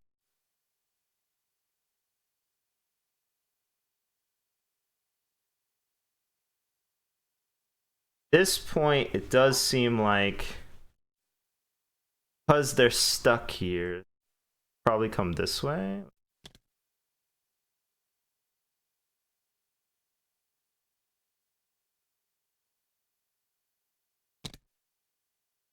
Three firing into rock bottom. A bonk. Bring it. 18. Bring it less. That hits. Can I ask a question? Go ahead. Could I forgo my next turn and use my ability Gale Force to create a wind to add to grit for the ship? Yes. So the way we decided that works is I don't remember.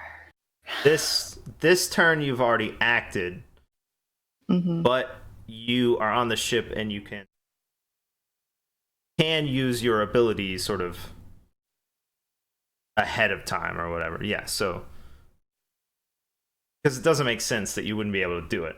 So it makes way more sense that you would, right? So yeah. Mm-hmm. Okay. Did I roll last time for that? I think it was just you rolled a d6 to see what you would add onto it, like an assist kind of thing. Okay. Close? Were you close to 18? No. It was 6. Okay. I think she was can't saying. do that. I did. Yeah. So, Or can it like mitigate the damage? Because it's I have it labeled as a grit ability. Yeah, that Okay. makes sense. Yeah. So just roll a d6. Yes. I don't know if I rolled this die though. Yeah, I don't know. I was thinking about your question. I don't. Sorry. 3. I rolled a 4. Nice. So, said it's a gale force. It's a wind thing. Yeah, gale burst. So like it's essentially a torrential wind just blows forth to kind of knock the fire out of the way. Yeah. The cannonballs that these people are shooting sort of fall short in this huge wind. But your mom looks disapproving from the side. It was magic, but that was not water. She's used to that. I'm gonna roll. 17. Your mom is very disappointed. Okay. Okay.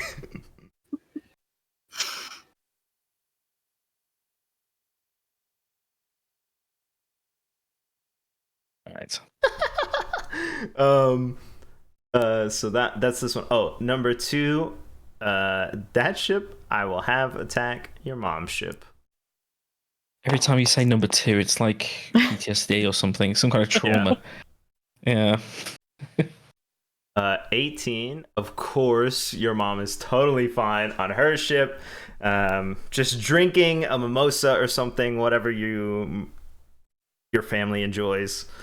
Having a wonderful time on this ship.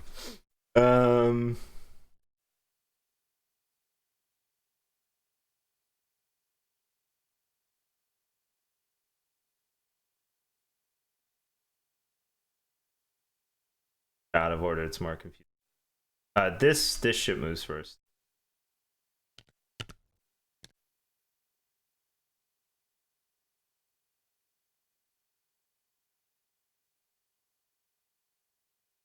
Coming to help at brethren.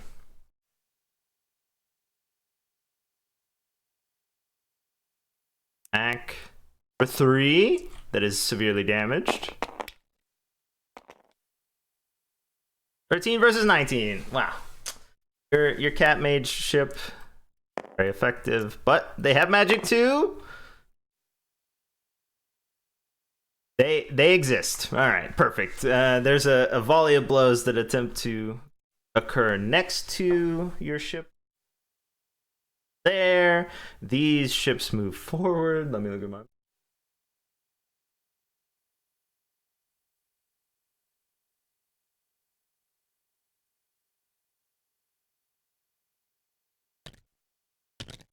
Just do 1.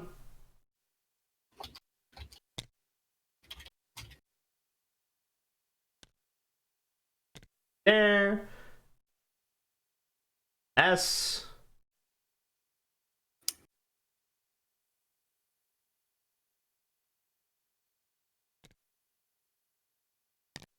Much closer this time. A ship is rocked out of the water. Huge explosion near you.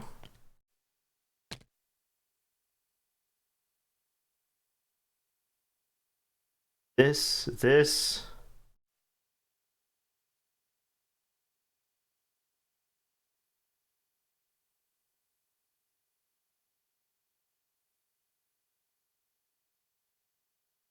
Number 7, trying to preserve itself, would probably head inward towards the other ships.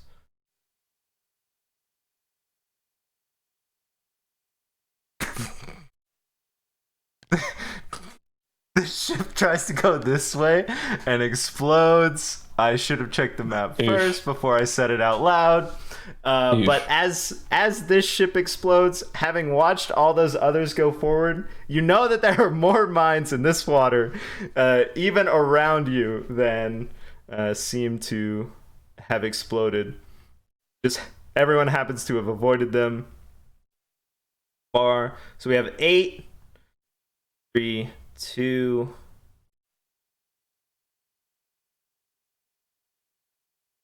This ship.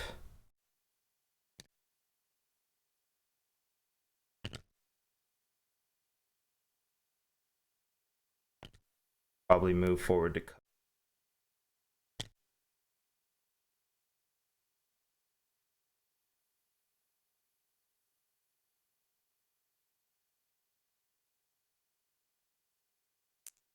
Three attacks your companionship for nothing. 5 attacks the Grand Carriage.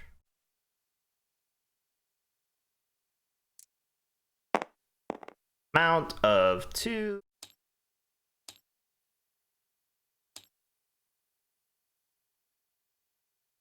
Then all the ships begin to light up as they are in order, except for. Kidding, they're all in order. So a huge wave begins to surface, much smaller than before, and it really doesn't affect the section in sort of the lefter hemisphere, whatever that is. But around all of your ships, a big wave comes up in front of this one. So yeah, all of your ships. That's only a 4. Call it an attack, like all of your ships. So if someone will roll for the levy and someone will roll for rock bottom.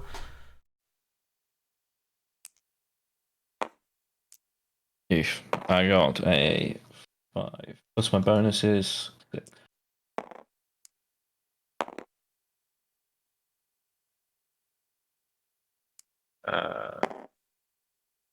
What am I rolling? Grit? Yes. 14.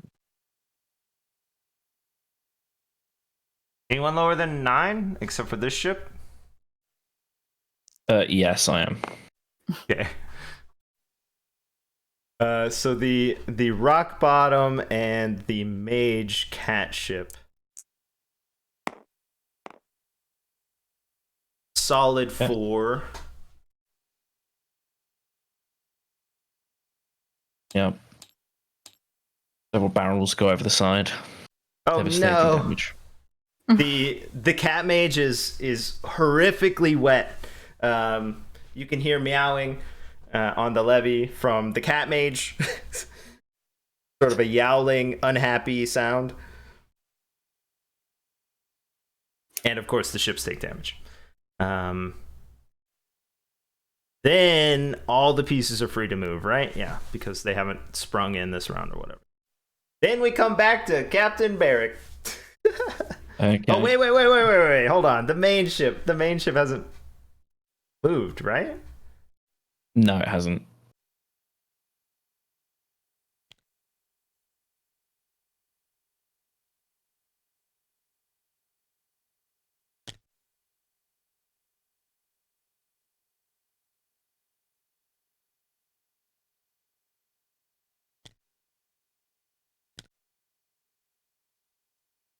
Main ship attacks into stacked.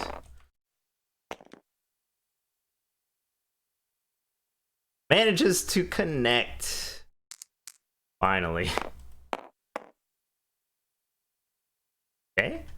Well, that's not their normal style, so that's fine. 6 goblins stacked right here. Just wait until the return fire from them. Oh yeah, sure. I don't know if you remember 6 goblin stacked stats, but Has he been really doing just- okay so far? well, all they've had to do is sit there, okay? Mm-hmm. Sure. Yeah, okay, now it's your turn. My bad. All good. I want to gather information on. But I know this is set. I want to gather information on 12. The cross starting on 12J.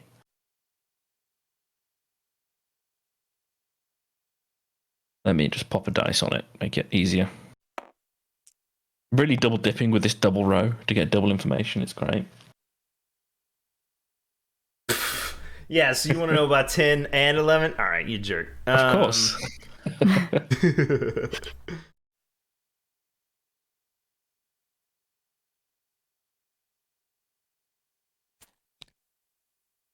There's one. Perfect. Glad I did that. However, I wouldn't see that one, would I? Yeah, I think you It's would. a cross. Okay. Sure. Okay. Not that you can make it that far anyway. No, I can get onto it. That dice is. I'm just gonna land on top of it. All right, I've been using that. So now you I'm can't do any swapping. damage. Perfect. Okay, I'll be back. Game over, I guess. Yep. Obviously, I can't hit that ship now, so I'm just gonna fire on 3, and that's how much damage I do. 20. Okay, you're firing it. Yep. A 13. Oh, your modifier is negative? I forgot. I have no positive modifiers. I took the dice I was given. I forgot. Well, Okay. Sheesh. they succeed. Okay. That's fine. But I'm sure wait. that there's. I'm drinking. I'm drinking. There you Okay. go. Perfect. I did have my drink left. Okay. That's an extra +1. It might not work, but I have been drinking every time I attacked, so. Oh, okay. Oh, wait. So you modify So that would have been into 14 14? yes. I don't want to take the tour of PDF. Let me go. You're making all these dice. I want my ship to be taller then. Yeah, there we go. Feel more important now. Okay, that meets modifier. There you So go. half I'm damage. happy with that. Okay. 2.5. I think we round Round it down. whichever from what I way. remember. Okay. 2. Yeah.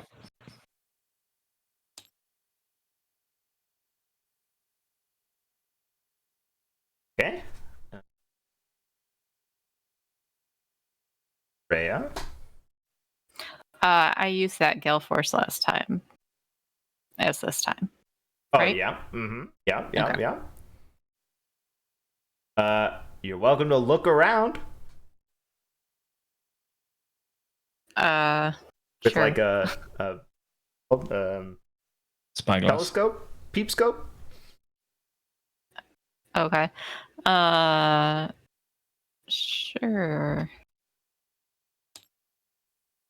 I guess let's.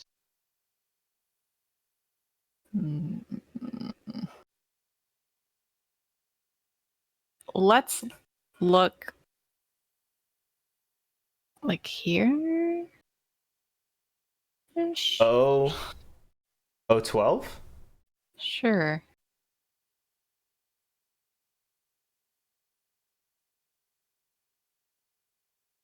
Yeah. It's Oh, gonna be really sad. Not have a mind. No. Okay. It'd be really sad if there's a mine here. It would be so sad if there was a mine there.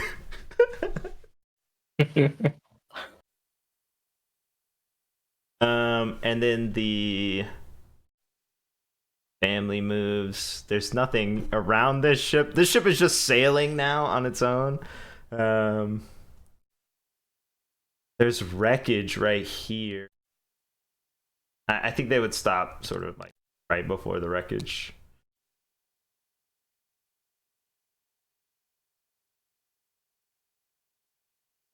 Would move forward. Done. Mm-hmm. Ship anyway.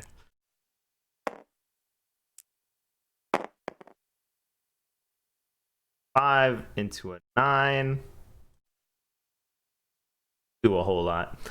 This one probably move forward to assist. After that flub. 10. You know, you brought associates to the battle, okay? They Classic water mages.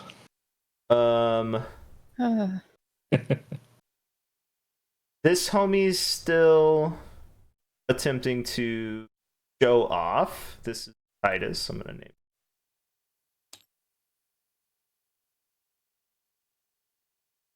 name.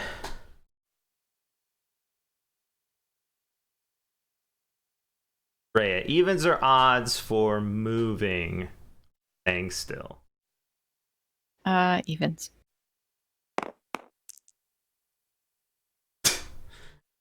Oh, I don't know. Staying still or moving? I misunderstood the question. Staying still. So they're going to move because it's a 9. Oh, I didn't see what it was. This guy, in order to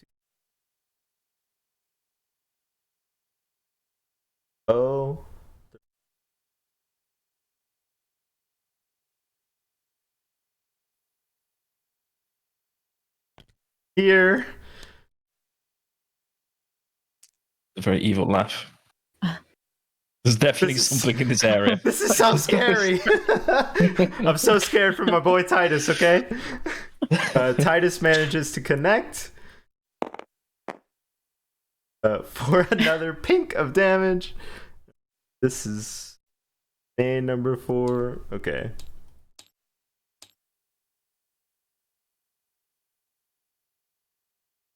We're too busy trying to maneuver the ship so they can see. Yeah, exactly. And then we have the levy with everyone aboard. Surrounded by enemies at this point. Yeah, we're just gonna move. Okay. We're gonna move to below the mothership. Oh, below? Down past? No. Up. No. The mother's ship. Oh, Below, yeah. Rhea's mom. The mother's ship. 1, 2, 3. Well, can we go up like one more? Because like a sideways, going up sideways. 1, 2, 3. That's fine. Whatever. I go here? Yeah, right there. Yeah. The levy's all about distance moving. We have a lot of maneuverability. I don't know how that plays. plays into everything, but that is our max stat. We have 24 maneuverability. My gosh. I don't know what that does. It hasn't been helping. It wasn't really holding the dice when it came to raw characters. Yeah. Yeah. The concept was that you could attack people's ability to slow their ship down and then eventually stop them, but it doesn't really make sense when you could just try and sink the ship. We haven't done it. Okay. Yeah. Unfortunate. Yeah, that's what I'm gonna do. I don't really have an ability, maybe. Liariel, there are 2 ships within your purview. 3 and 2.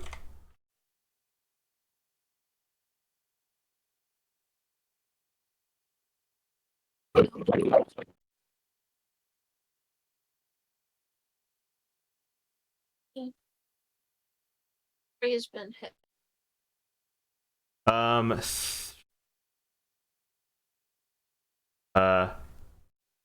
Both of these ships have been hit. Technically, 2 looks a little rougher, but they're pretty close in damage.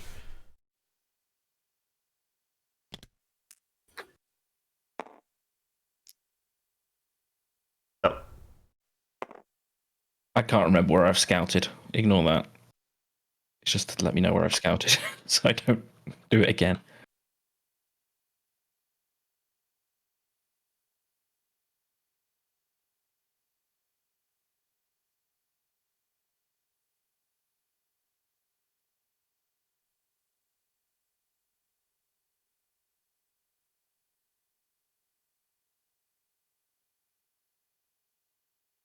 The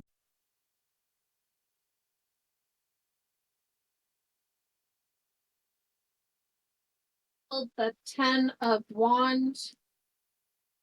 There's a man carrying 10 wands. He's going to set them all on fire and throw them at the sails of ship number 2. Okay. They're catch a blaze. Give me a minute.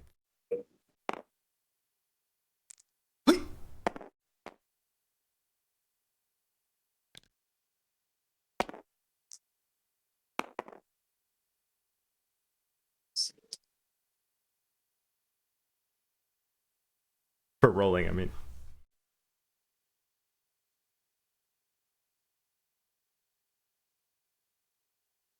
What did you roll?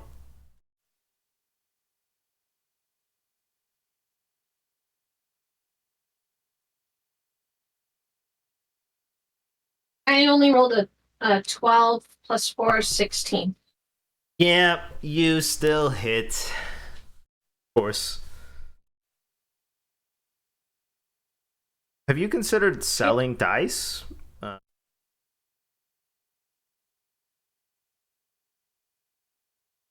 No, but I've considered selling luck spells. I mean, Could use one.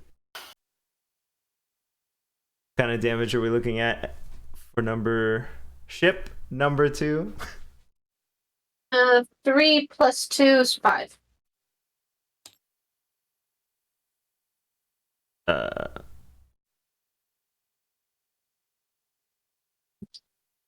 This ship is sinking like it's like this too is. The twos are on their way out. Seems like. Classic twos. Classic twos. These ships move. Grand Carriage will probably move into this space. Go and attack.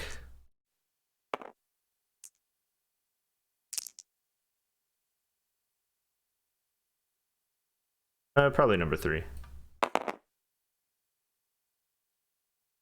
That is a 1 into a 5. Luck.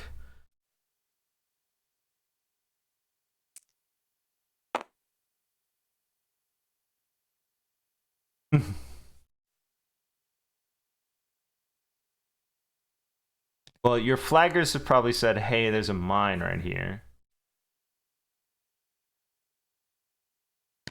Oh! And rock bottom sinks the ship. And they all sink. Yeah. This ship moves here. Probably attacks into number 20 into a 7. Nice. We'll throw this 2. This one. Not very rough compared to the ship next to it. This ship is smoking and on fire and all sorts of stuff. This one has put out their blaze. I think this is the one that was on fire. I'm not. No, that was this one. Anyway, this one has a bunch of plank damage, but otherwise seems okay. Then these move, yeah. Oh. 8 attacks into the red ship.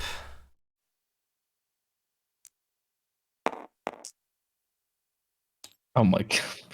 All things. Numbers or the tiny ship in front of number not doing so well.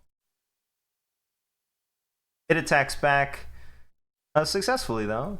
It's a fierce battle over there. Ooh, dang. Finally on the board with 6 damage. They think they're going to die, so they are fighting rather roughly. Gone. Kidding, I'm gonna wait. Well,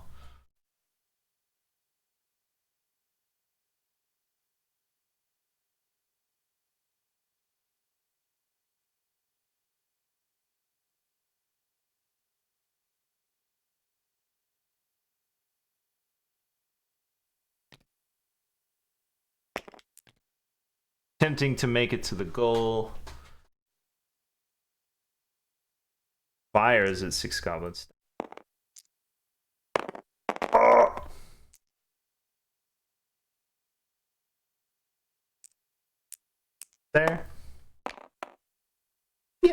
Why? That's fine. So those move. These move. These are just going to stay here. Quiet.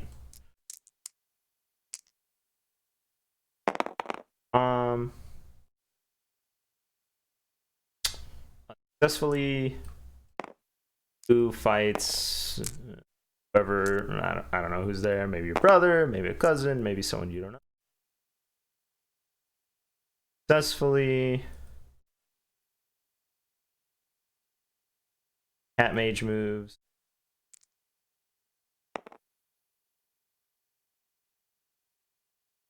Still trying to attack the one in front of it. Close. Yo, cat mage's ship does some damage.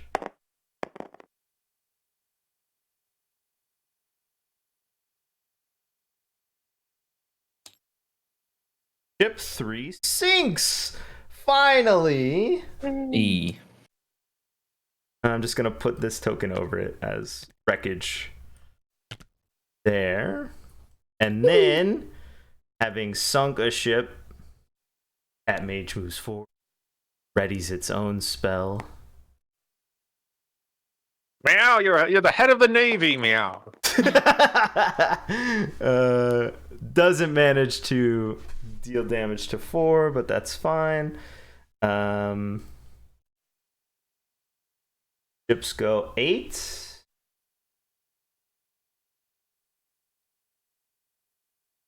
W.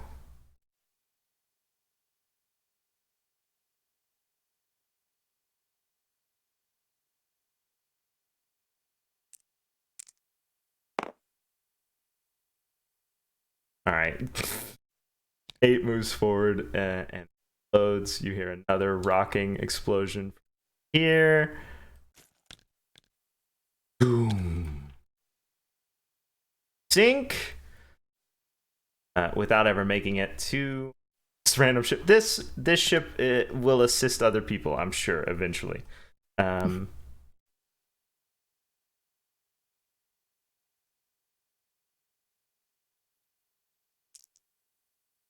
attacks the Grand Carriage.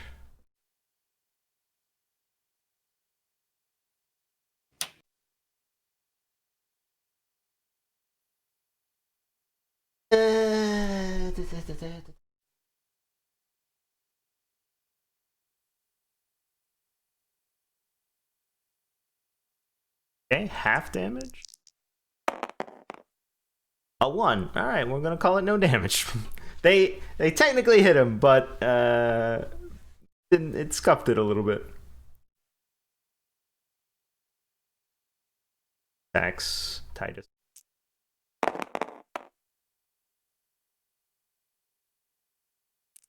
Titus. You look over and you see someone rocking Titus's little ship. It's not little, it's a moderate-sized ship, but compared to the Grand Carriage, it looks like a very small ship. And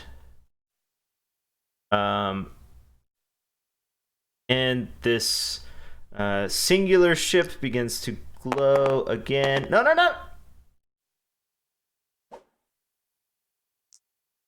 That was a 20 off the board for the record. 6. Goblin stacked. Day 4. You watch. you watch this ship right here take that huge laser, and it's a pretty big target. It's crazy that it missed the first time, but now from behind, you see this laser pierce through the 6 goblin stacked ship, and I don't know what they had on board, but the whole ship explodes. All around you hear goblin screams as they sort of all fly past your ships and hit the water around you. So the water all around this ship is full of goblins screaming to be picked up, basically. Gotcha. Okay. Well, fill it up. Do any of the goblins hit any of the sea mines? Sure, let's roll for that. What number would you like for that? 15. 15. Oh, 16. close. That's so close. So no. Damn. I'll take the They results. exploded all around. So right. Yeah, no. I'm sure you could ask them if you wanted, but Captain Barrick's turn. Okay, I would like to scout here to be sure my way ahead is free. 8J. Yep.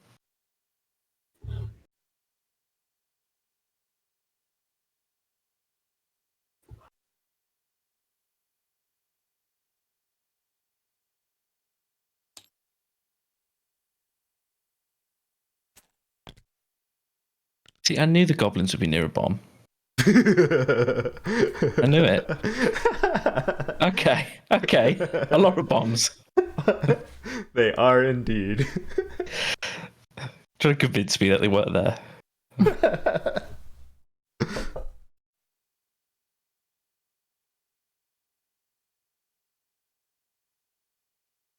Okay. For my movement, I'm going to do a little cheeky diagonal. Okay. I won't want to get too close to the bombs. Sure. And yeah, I'm still going to try and attack this big ship with my last swig of alcohol. Count this up again. That's 15.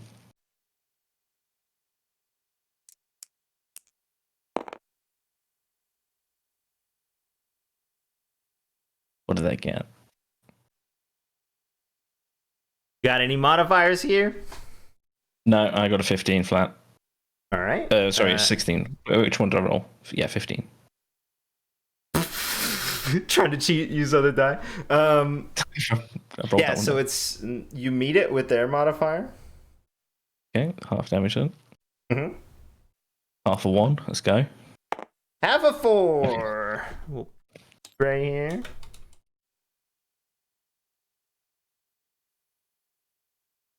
Okay. Okay. All right, I have a question about these bombs. Uh-huh. Do I feel like they could be pushed and moved by magic of some sort? Well, as soon as you said I have a question about the bombs, I thought in my brain, oh dang, I hadn't thought about if they could be moved or not. So Okay. technically, based on the concept of how I think they're designed, yes. You're close enough to see that this is a bomb filled with magical components and explosive components that is weighted down just under the surface, with like a chain and then a big weight of some sort. Most of them seem to be like bags of rocks, basically, like large sort of slag metal that's not really used for anything, stuff like that. So, Okay. theory, yes, they are floating. All right. I would like to try to use a water spout to push this bomb towards one. Okay. So, like, maybe I'll try to start it lower in the water than I normally have been. Okay. The water spout, basically, eruption of water upwards. So, Doing water are you gonna magic in try the and- water. Your mother would be so proud. Right. If it works. It's kind of, yeah, because it's almost like a tornado of water that moves along the Oh, surface okay. of the water. So I'm Gotcha. just trying to sink it just a little bit in the water. Okay. So to do this, makes how would you do this? You would circle, and then you would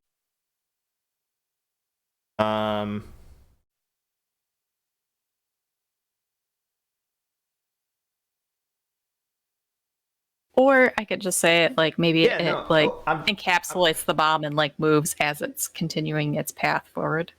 yeah. That makes sense. If let's roll for perception here, or like brilliance first before this movement Okay. fell. Sure. 10. 10. Okay. You think it can be done. You're not an expert on these bombs. You're not a bomb spurt. So this is probably going to have to be moderately high on spell, not just because normally the bomb wouldn't move, right? But you need to be able to move the bomb successfully. So I'm thinking, I think 15 makes it. Okay. I will attempt it.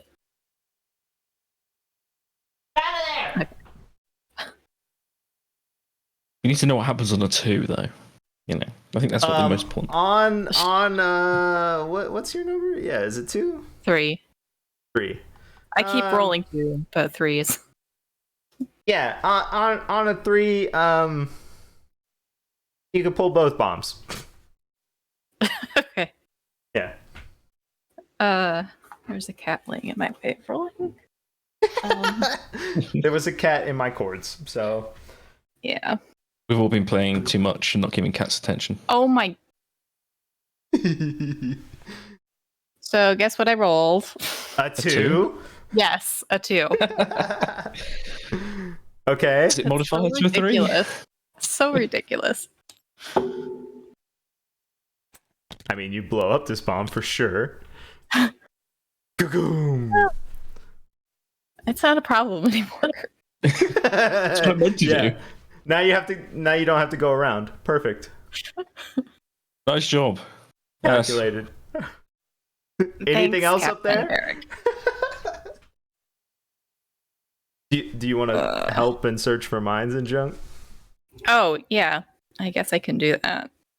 I haven't been paying super good attention to where Barrick's been doing it. I'm assuming where the green die are. Yeah, Okay. it's like, so I get a longer, bigger scout. You can scout one tile. All right. I guess can I scout? Is that 6? I6 right next to number 1. Oh, I guess I can move my mouse over there. Yeah. On Mhm. which side? That side. Where this die is? Yes. 6. 6 does not have a bomb there. Okay. Yeah. Just see clear water.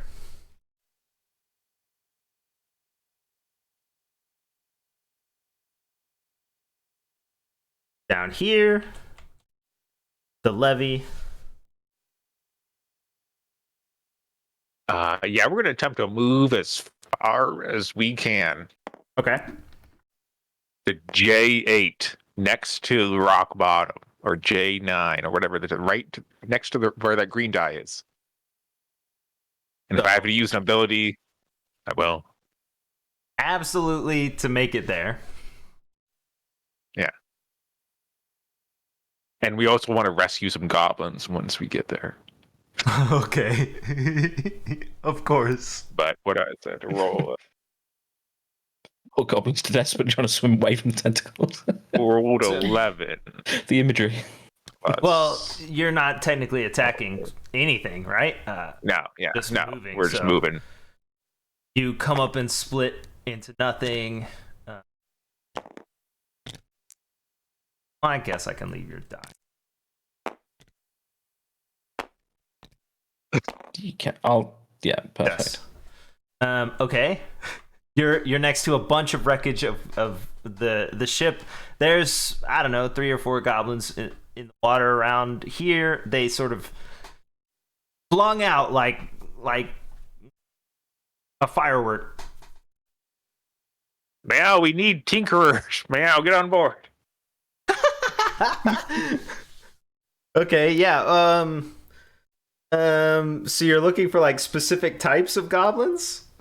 I don't know. We're just rescuing. I'm rescuing some goblins. Okay. Yeah, you I don't know want what we to offer. roll presence to see what kind of goblins you get, I guess.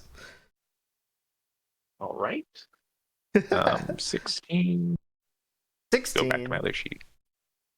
Or my presents? Yeah. 13. No, 14. Yeah, 14. Okay. Yeah, maybe of the 3 or 4 goblins you pick up, one of them seems like they're a tinkerer or something. The other 3 appear to be in very wet costumes, like they were putting on a play when the ship exploded.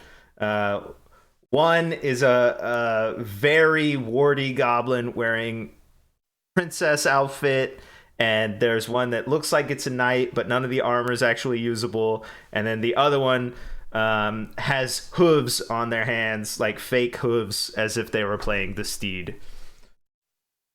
Meow, we don't judge, Meow. Just try to spot, Meow. Thank you, sir. Thank you. Yes. Would you like a play? We were just in the play. Yes, Meow, continue, actually. Meow. They continue to continue. comport. Meow. Hold on. Let me see how good it is. 17. This is one of the best plays you've seen on a ship by wet goblins. Meow, meow, meow, meow, meow, meow, meow, meow.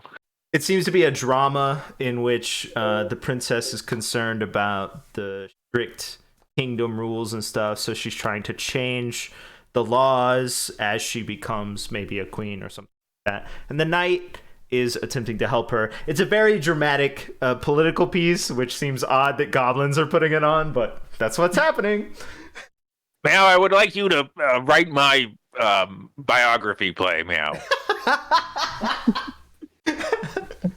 Sure. The 4th goblin, the Tinkerer one, not only made their costumes and set, apparently, but he also wrote the play. So that goblin will help you write your memoir or whatever. Fantastic, Meow. Meow, wonderful. Meow, meowful. Meow, meow, one. Yeah. Yeah. Your playwright's name is Ooze. Okay. Pretty right, Ooze. Meow, yeah, Meow. Gets on it right away, even though you're busy. Leariel, what would you like to do in this this scene? Basically, what's happening is there's a bunch of fire and wreckage all around you, and the main big ship is headed towards the city, the capital. There's a play going on. And there's a play.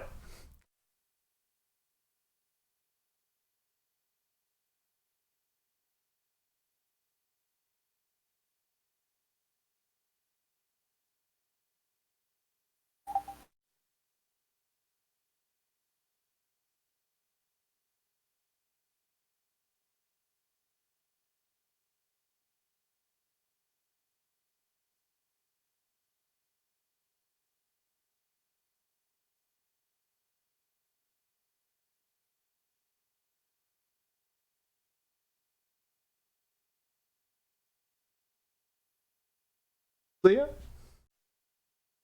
I heard the...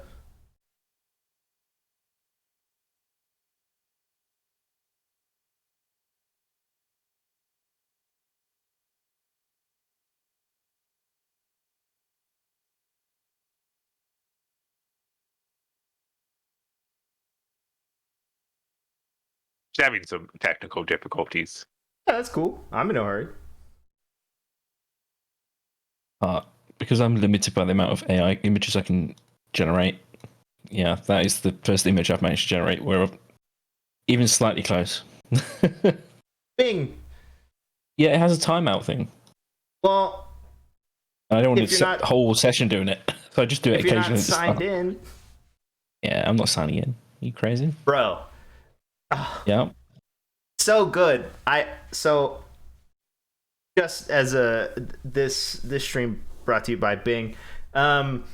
If you sign into Bing, every search you do gives you points. You can turn those points into Amazon gift cards. But if you purchase things while doing a search and then signed into Bing. You also get cash back, which is crazy, and I didn't know, but it has to be specific purchases while using Bing. And video games count, so if you search for Humble Bundle and then you make a purchase on Humble Bundle of whatever, even if it gives to charity, you get money back, and you got money for the search as well.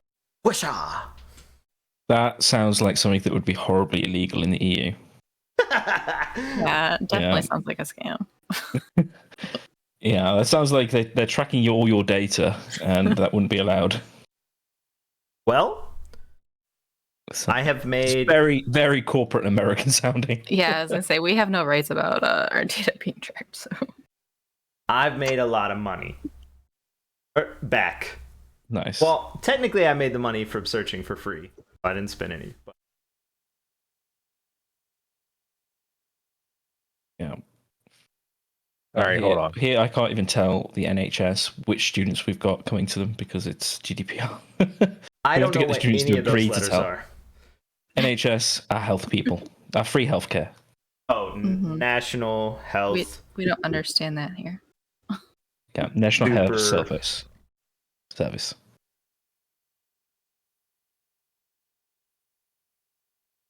It's okay. We won't have that much longer. It's been sold off mostly. Hmm. Our government basically waits for any kind of crisis and then just goes quickly sell while the news isn't looking. Yeah. They know they're going to lose the next election, so they're just trying to get rich. Hmm.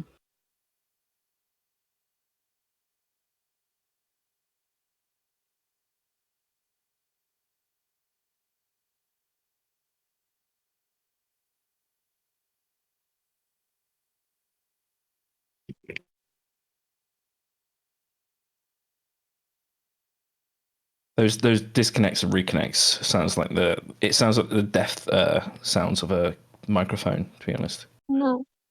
Oh, I heard a meow or something then. Sorry, I don't know what happened. My headset cut out and I couldn't hear anything. Oh, Yeah.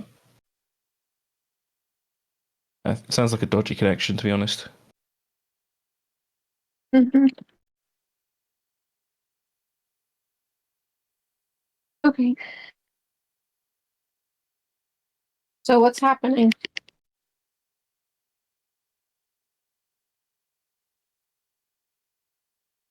My God. Come here. You're fired. tell me that. So what's happening is the levee is surrounded here by wreckage and one bomb. The main big ship is sort of in front of you, listing a little bit, but still attempting to sail. And Professor Purrington has picked up a small load of goblins who are putting on a play on deck. Didn't ask him about any of he didn't ask about bombs or anything like that, so they're just putting on a play. Okay. So, like, what targets are left right now? Truly, the Or only what's- thing you can reach... Well, you can technically reach the third ship over here, but the main target is still sailing ahead. Number one right here. It's the goal, I think. But it's up to you as well.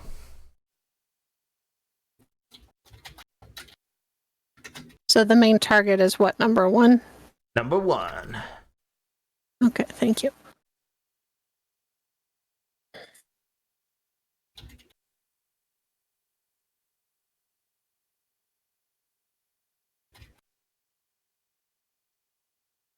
Well, that's interesting.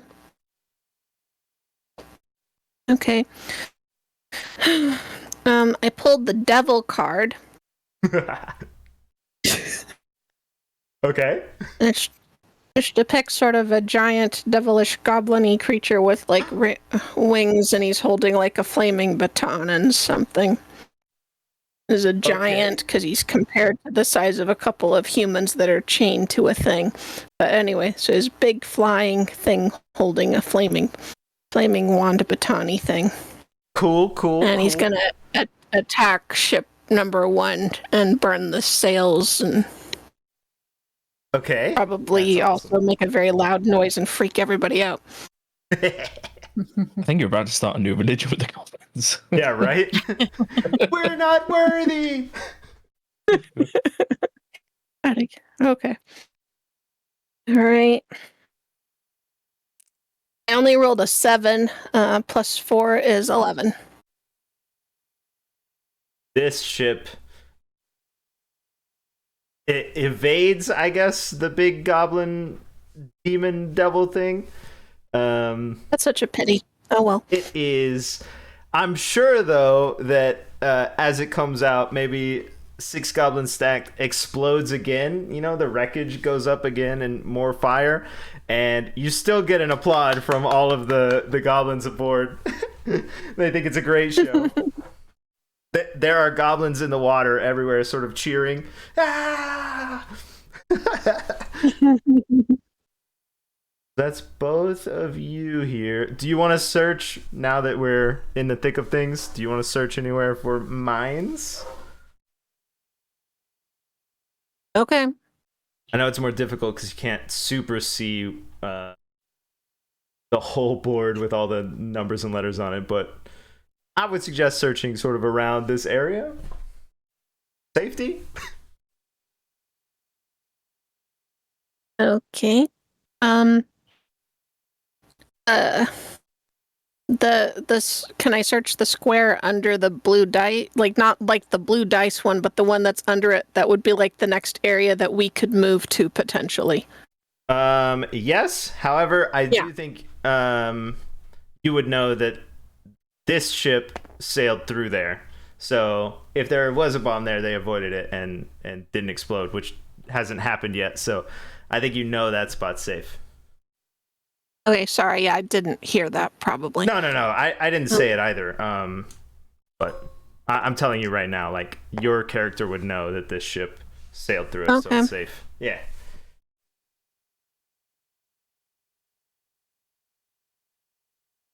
Plus, I scouted All that right. one. And where? So in the circle, all around this green underneath your ship is scouted. I forgot about Okay. that die under there. Yeah. So like yellow, red, above. Can I search the area directly ahead of the one, I guess? Oh, so right here? Yes. Yeah. That does not have a bomb in it. Itro, since you're still on the ship, you want to search too? Oh yeah, I guess I'll just search the one to the left of where she said, above the blue die. Above the 2 blue die. Oh, above the 2. This is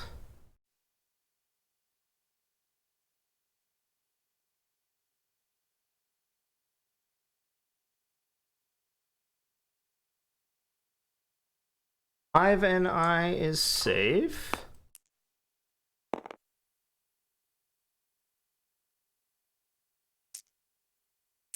Cool. After you goes sort of everyone else here around. Oh, God. Also, there's a chip underneath the board that I haven't been able to find. I don't know why exactly. I tried to delete it off of the game earlier. And, oh, no, it's stuck. Okay, I got it. Grand Carriage attacks into...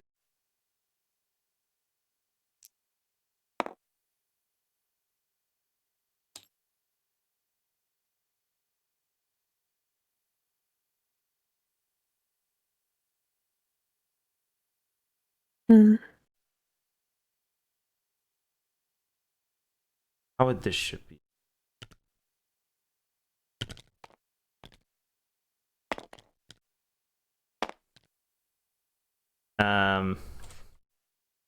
Backing into the main ship.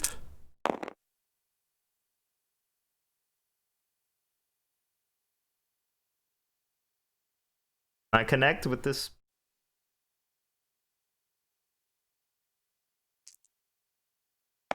Battle of the Century. That didn't feel like a roll, and I don't like it.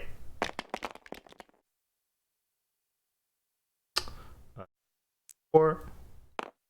Felt rigged right there, but...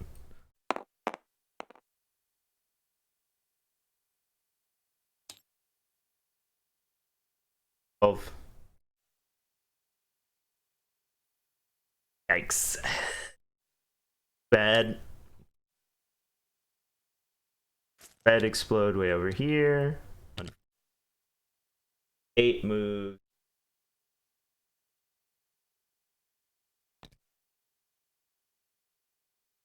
Technically need to go over here.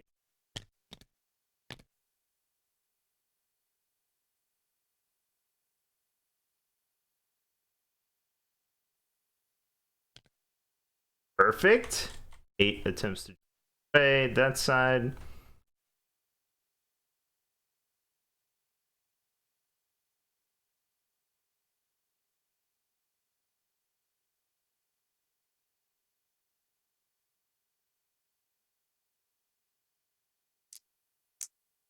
Other ship.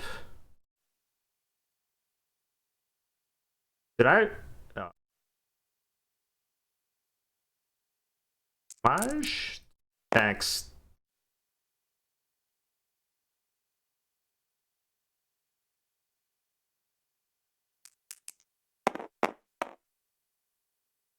Fun.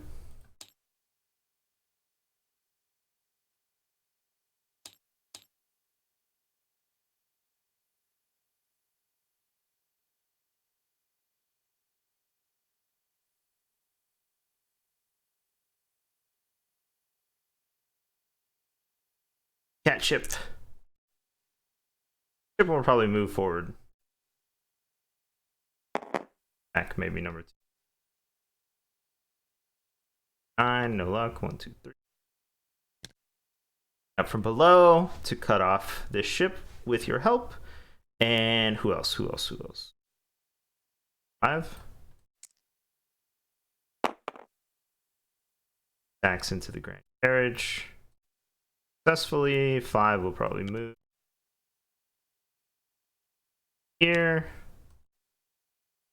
And attack Titus, because I think it's fun. Nice. No damage all around. Very secure round. 8, 1, 3. Okay. And there is no giant wave after the round.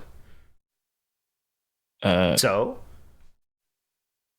is 1 going to move at all?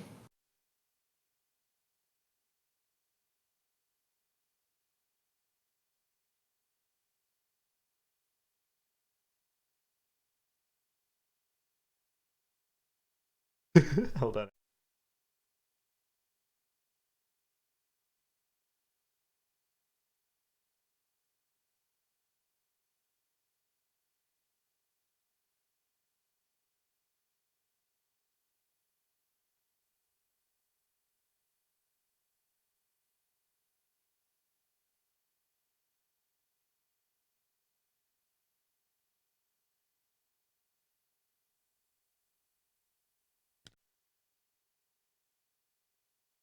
Probably to right here.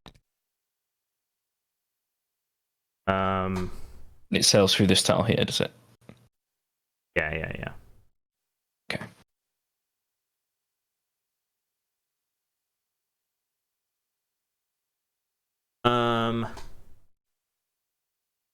Far away. You know what? It begins to bombard the city. No. Uh-oh. Close enough to the city. Wait, why did I roll for the city? The city can't move. The city dodges. Yeah. It goes over here. Nope. The first shots into the wharf begin to fall. I mean, the ship could miss. It could. That's a good point.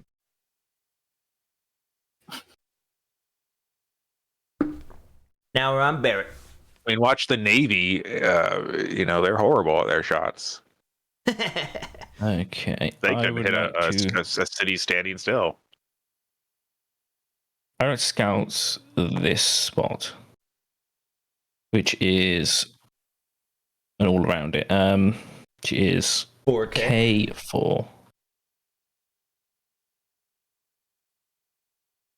Very high definition that tile.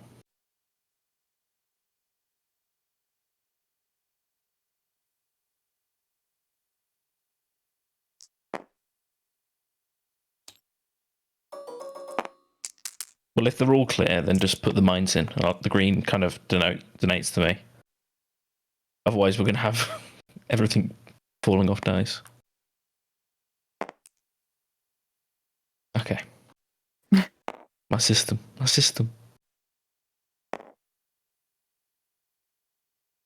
Hold on, you can change it however you want afterwards. Oh, good. Probably clearer for everyone else who's not paying attention to it. No? Brilliant. Want one more right there? In Sure. front of the city? Yeah. Perfect. There we go.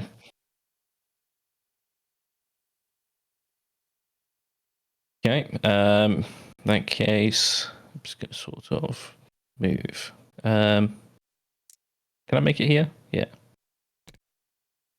And I'm just going to shoot it again. Okay.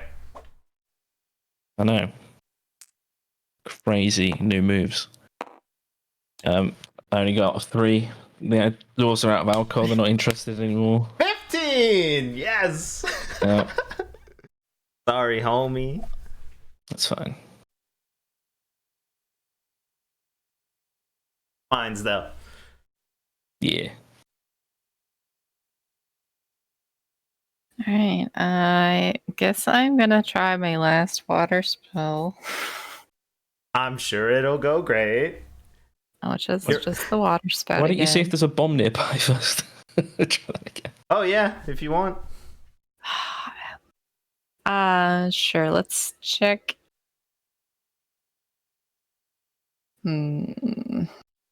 Let's check here. That's Guess I can move M. a dice right here. 5? That it's Yeah. him? Yeah.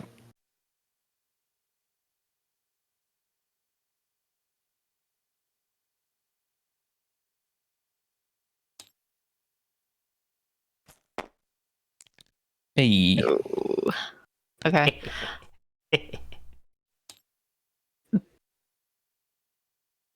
Then instead of the water spout, I'm gonna go with the air spell to try to push Okay.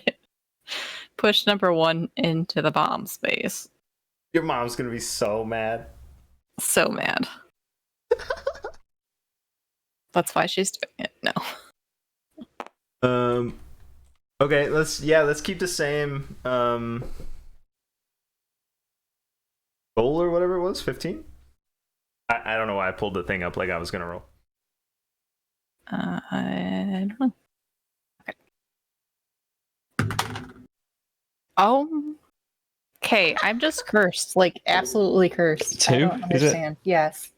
What? Like, that's nearly impossible that I can I feel roll like you 2 need that new many times in dice. a row. I feel like the whole Yeah. dice set you've got is Is there a poorly made or magnet something. in your desk and a magnet No. in your die on the 2? What? No, they're all plastic, so no. Incredible. It's like not even. Truly impossible because the stats of 2 die in a row is like 400 or something. Something. Yeah. And I've rolled it how many times this game? Like 4? 5, it feels like. 5? At least 5, I think, yeah. You also look back at your mom, who appears to be having a lively discussion with someone on board, and sort of hanging off over the balcony and looking at the water. So I don't think she saw it. Oh, good. So you're here. You did your thing. flat. Or we got It's the still not levee. flat. I know, Yeah, we're just but we're gonna move up 2 spaces below the rock bottom. you can also Actually, go no, into we're gonna these- move up. Yeah, we're gonna move up to that guy just above. We'll do like a little L shape, like a little knight. No, not that one. The one, yeah, that one. Right. And then we're gonna pull. We're gonna use our ability, our tentacle ability, to attempt to pull one into that mine below us. Okay, that's probably impossible. But you could grapple that ship to make it not move. Well, Swinging a what do I gotta gigantic roll? ship around. Yeah, you know, if you hit what's your number? We look 18 on the die. You guys have numbers? Got one, 18 too. no modifiers or just straight Oh. 18? Yeah, with no modifiers.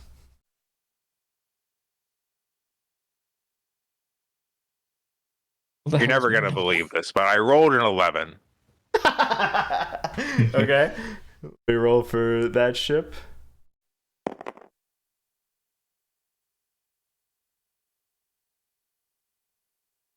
No All right, we just kind of damage, tickled but- it then. Yeah, you might spin it around or something, but or like not necessarily stop it, but create a wake or something so that it's out of its sailing position and not headed directly forward. Still defending itself though. We tried. And Liariel. Oh, I could have. Could I have What? picked up the mine with a tentacle and then thrown it? Yeah, I think so. Yeah. Hmm. Would you like to undo? We'll have to do that next turn in time travel or something. Okay. So wait, if you're gonna try and time travel, what you rolled 11? Yeah. I rolled 16. Okay. We'll All these see when we damage get there, dice unless you the ship roll. blows up. I don't know. Okay. Just so that I can remember after everything that happens. But before that, before the future, and the past, Ariel's turn.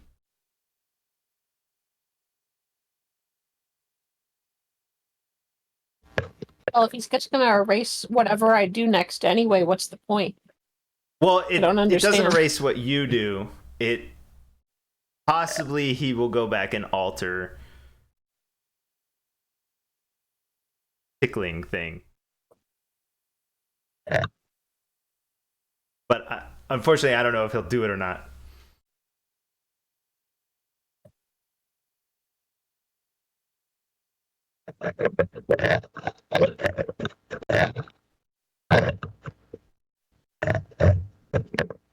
Your mic. Hmm? It sounds like you got the mic down your throat. Or punched it, maybe. It's not. I know that. If you'll attack, just so that I know what the timeline is, even if it changes. He could also come back and change your actions as well.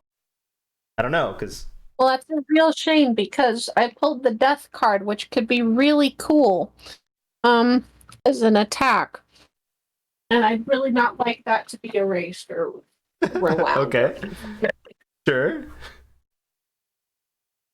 What I know what the French card looks like, but what's this card?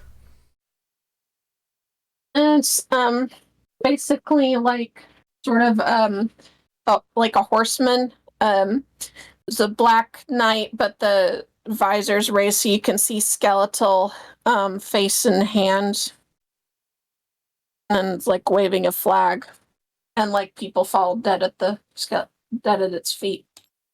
And it doesn't matter if it's a king or a peasant; they all fall dead.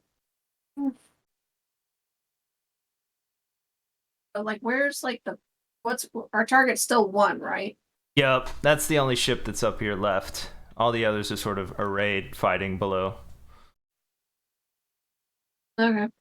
So Death is going to appear on the ship and Ooh. kill strategic crew. Okay, cool. All right, so this would be a really nice time to get a high roll.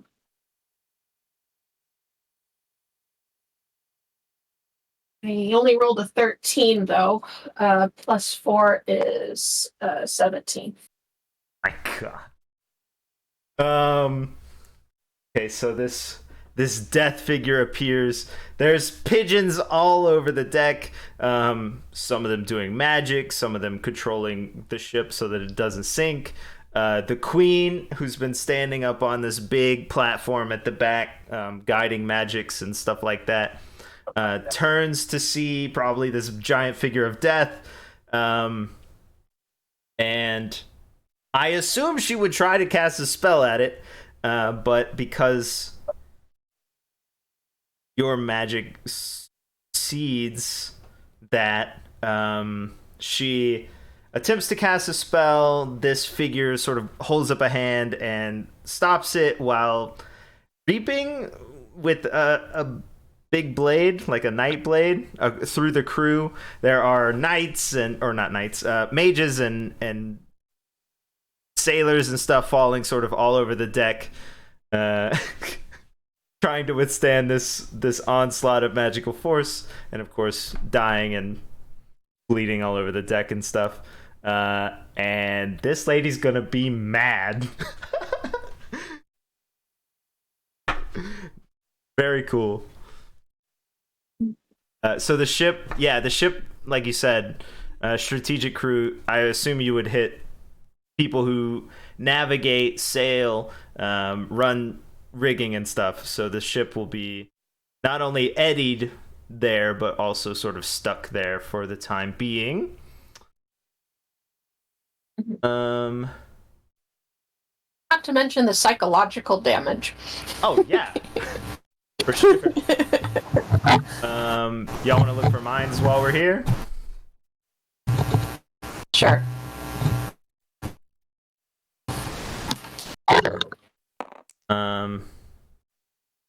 This one's not searched. Yellow's not searched. Purple's not searched.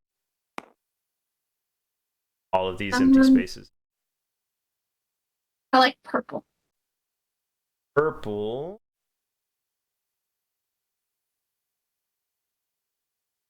I don't have to look, actually. Purple is safe. Oh?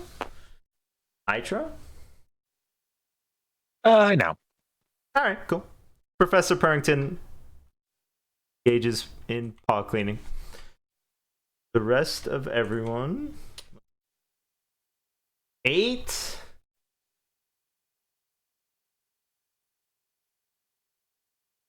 Grand carriage moves up. 2 because they're trying to make it there.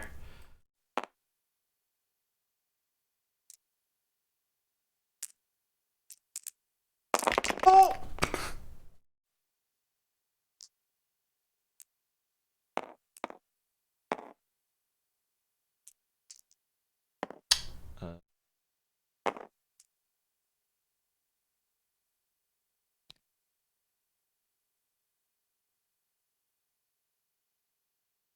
Possible? Okay, wait. That's possible? Okay. Also attacks the 2 for.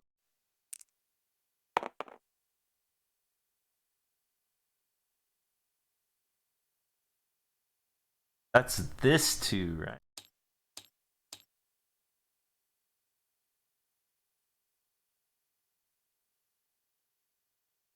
This ship finally sinks. It's been hanging on for so long.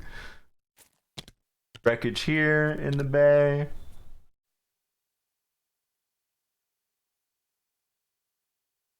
Again, technically. Then 8 moves. 8 is.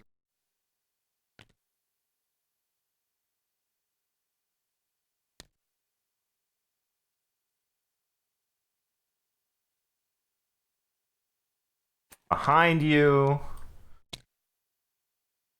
Rock and spray onto the rock bottom. That one moved. This one. 3.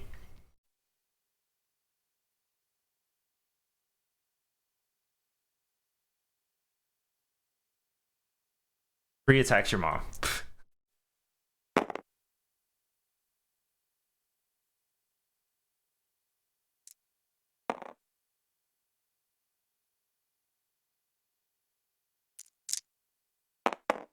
Like it doesn't matter anymore, but whatever. Real battles happening up here.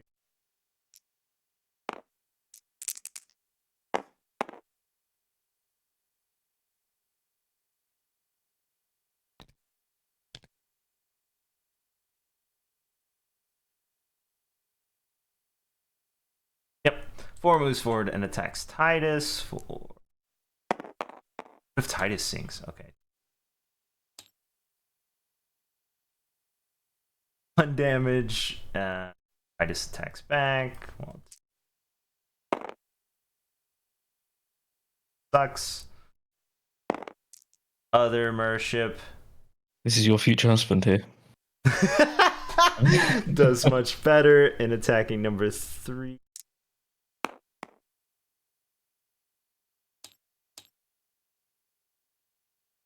Is that 2?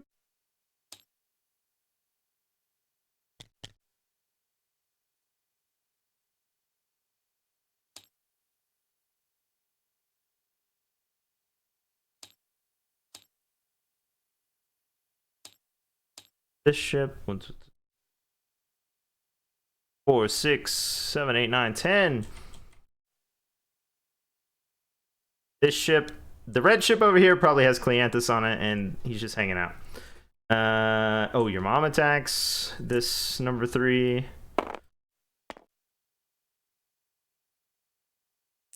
Now, finally, focused apparently on the fight. Nope, just kidding. They're just trading tiny blows, small attacks. This ship.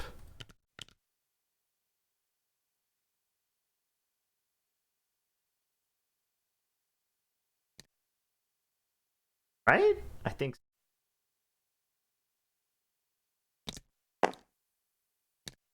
Attack 3.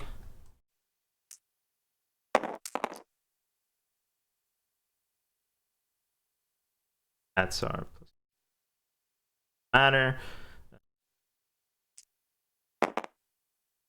6. Oh my gosh, where have you been? 6, 10. This random ship captained by I'm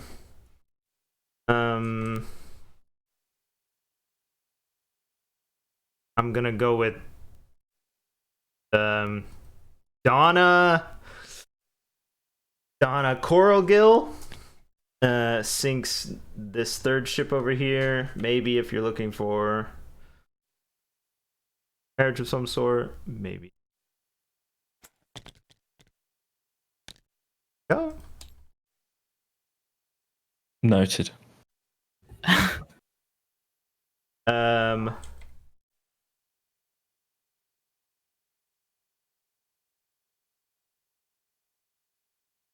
Right. Order.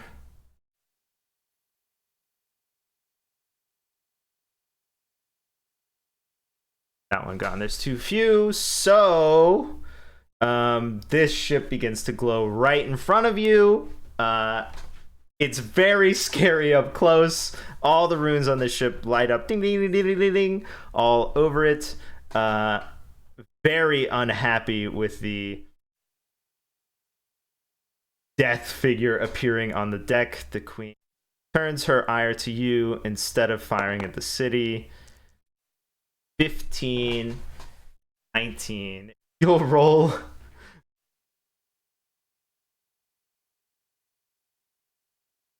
Got a 20. Nuh-uh. I did. Ugh. What? Can you just give me some luck? Can I Yeah. have some? Yeah, we could send you some Yeah. of Leah's dice. Yeah, that'd be great. I think I need the The- luck spell. The tentacles of the levy, I guess, come up and do on their own do the protection move or whatever.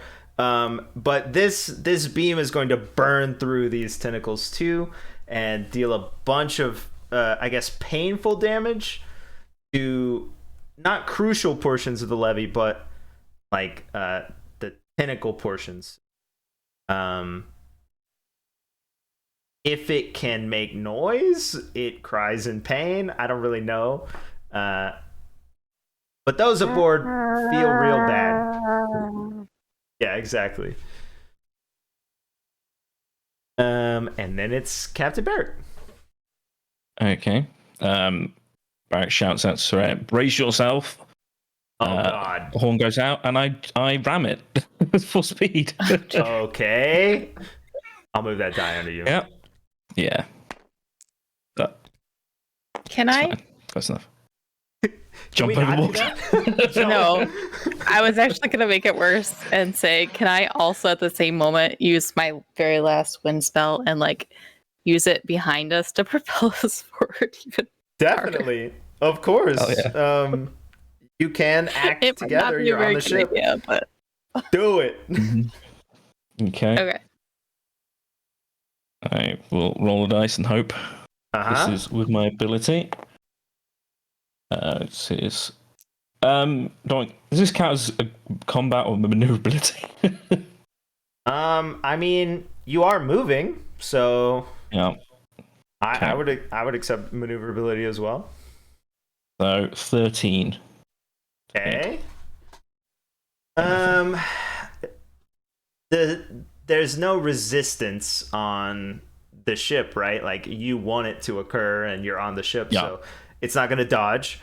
So you don't have to roll like a d20, I don't think, unless you want to try and hit this magic 3. Not you. No, not really. Soraya. For her Oh, spell. what? I don't have a number. Oh, do so I'm have a just rolling number. to see if I hit a 3. Yes. Okay. Yours is 2. Barracks is 2. You've been hitting his number. Okay, all I night. swear to God, I'm not like making this up. Another Is it 2. I just rolled another 2. Can And we that's let like the Vita third roll die. with a new die? Like, Can you just roll Literally. this dice? it's the third die that I've rolled today. Yeah. Can you just roll the dice on the board? Here we are. The nice one right here. Okay. Watch you roll a 2. Just press R on it. Hover on it and press R. Hover and press R. Yes. Please be a 2. 14. There you go. It's broken. The curse is broken.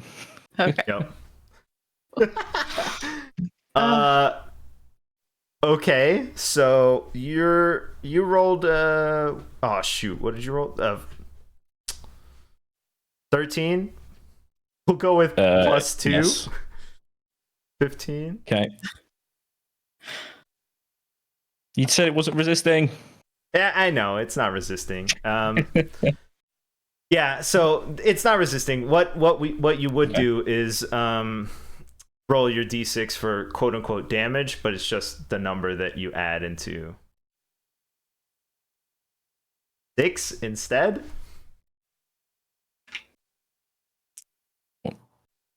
Not you. Okay. Her. I She's said the I one was going to roll casting the 1. I spell. rolled 1. 5.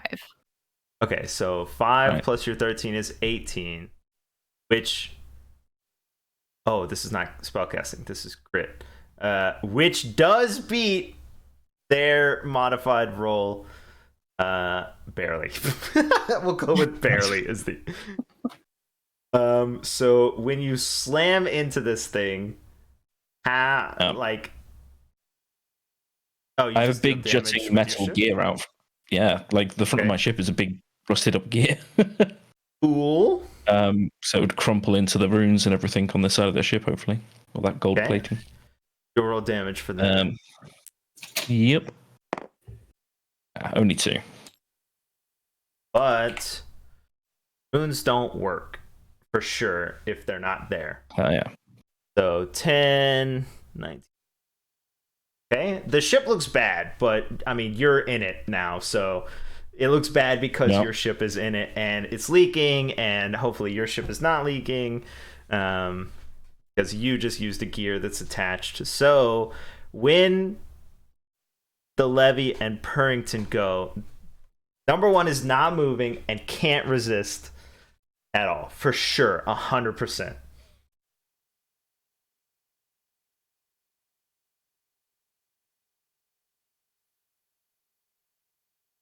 Oh, is it my turn? Yes.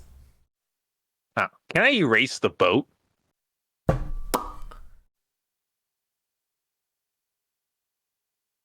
Like, did everyone just fall into the water or something?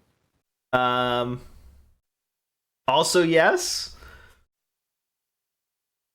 Fantastic. We're going to erase the boat.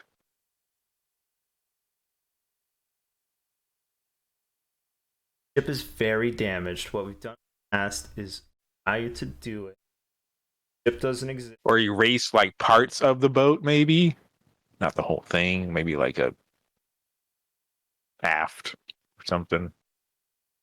Let me roll. Or some sails.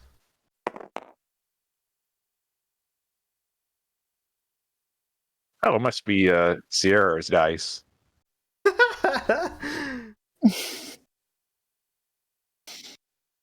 Yeah. Stop touching my dice. Got your curse all over them. Okay, so you. Because I feel like that would be overpowered if I erased the whole ship. So maybe like a part of the ship or something. You are overpowered. You are super overpowered, but that's fine. I just need to figure out how it works real quick.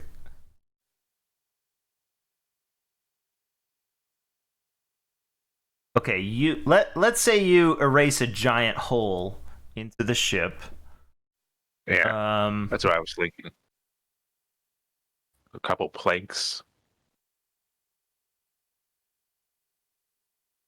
Yes, I would like you to roll a d20 as if it's a spell that had the ability to like miss or whatever, to see how effective this sucker is. 10. 10. No Okay. modifiers. Sort of a 50-50 at that point. You want some brilliance modifiers, though. No, I'm trying to think back to what I said this ship looks like. I said it has runes all over it, right? This one. I think some are, busted, though. Well, some are busted now, but if you erase some, then they never existed. They never existed. Then this ship never sank. Well, no, because then it would be now they didn't exist. Not then. No, because the way we worked your spell last time is that the callers never they remember what happened, but they never felt the effects of the callers. So the spell never would have loaded 6 goblins stacked. So that ship would be back, but the people on it would still be on your ship. So there's basically an empty ship. An empty ship with goblins all over the place. Still in the water. They see their ship sort of spring back into existence. Did it hit anything else? It didn't hit anything else. Yeah. So they're all like, "Wah!" and start swimming back towards their ship. Start swimming back to their ship. While they're swimming, unfortunately, you do hear an explosion. Ah! Right here, as one of them attempts to get back to the ship, coming from around, and explodes. But that's fine. It doesn't hurt you at all. And this ship can't act anymore. This ship is basically sunk. The people on it are still active. So the queen is standing in the back. You could see her. She's like a regal pigeon, mostly humanoid female person wearing a bunch of How about you gold. raising her? I don't know if you should do that. I honestly don't know. The amount I would have to think would be way too long. Please don't do that. But you can. Yeah, I know, that's why I was like, yeah, it's a little too much. How regal is the We coup? want the story to keep going. Super regal. You've been in the palace and you've met the king's son and stuff, but this person looks like they embody, like they're wearing a crown headdress and like a drape of gold, and their wings have, or the feathers have gold like woven into the feathers and stuff, and she's screaming, get them, kill them, finish this, whatever. She's just screaming nonstop at you. And then it is Ariel's turn. The ship is dead, technically, but the queen still exists on the ship.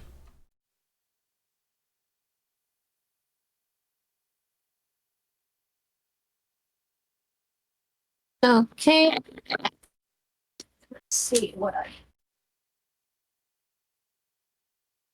I pulled the eight of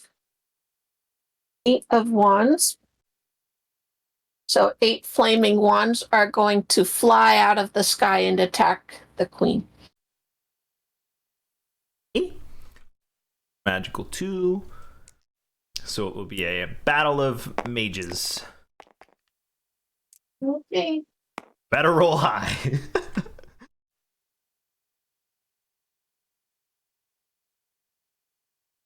15 plus 4, 19 only. Her grit, she meets half damage. Okie dokie. 4 plus 2, 6. So 6, 3 so if it's half damage. right here in the center.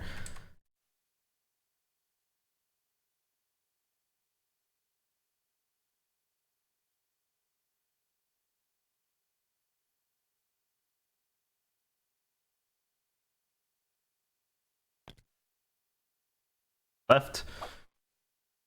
They're dead. Back. I'm just gonna play it out as fast as possible. Just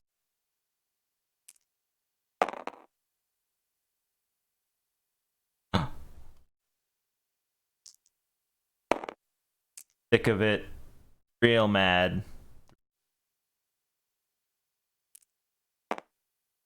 Definitely feels rigged towards luck.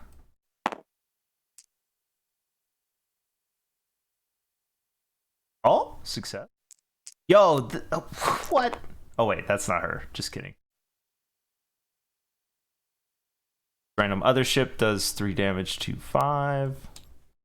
It's undamaged? That seems wrong, but okay. And then Donna comes over.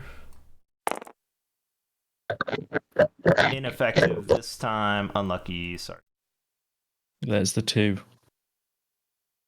Another 2. I'm cursed.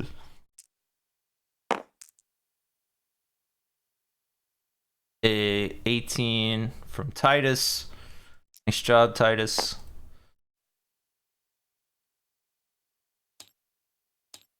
Fortunately, there's an entire wall of ships between us and the one we're fiercely trying to show off to. Yeah.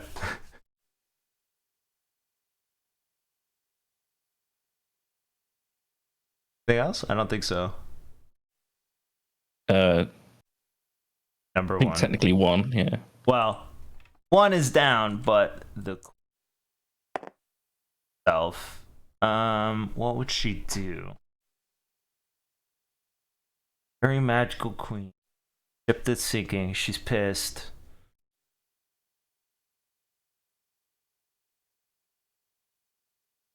Your ship's in her ship. I think she would try and like sort of like retribution attack your ship. and try and sink it. You know, like maybe she can get away if your ship sinks. So, red one. I think because my personal protection is so high, she'd basically be looking at a fortress right now. It's like a fortress just rocked up to yours. 7. Okay, and I'll roll.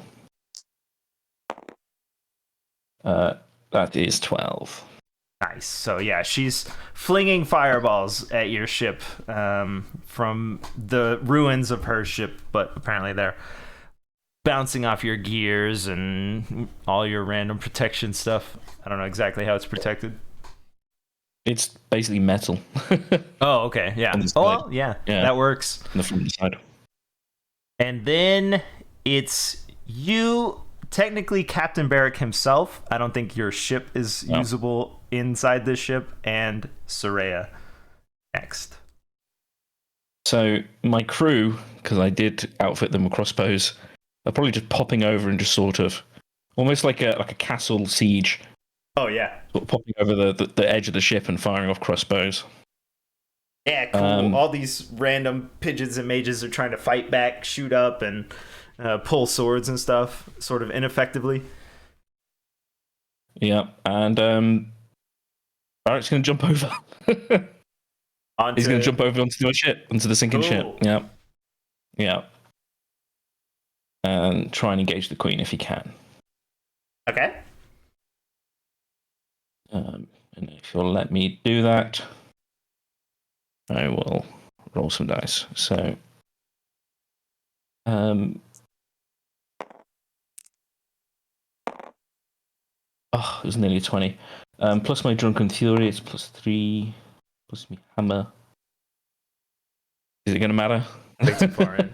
5, 7? 9. Okay, it doesn't. Well, I mean, it did matter, but not that much. So you can deal damage to the queen. Wonderful. Sort of trying to attack everywhere all at once. She is a woman besieged. Yeah. I hit her in the head with a warhammer. Well, hit her with a warhammer. Probably not in the head yet. Bong! Yeah. For how many? 4 damage. 7. Okay, Soraya. I have 1 water spout left, but I don't want to use it since Barry went in there. Ah, so sink him. Do it. Sink him. Just do it.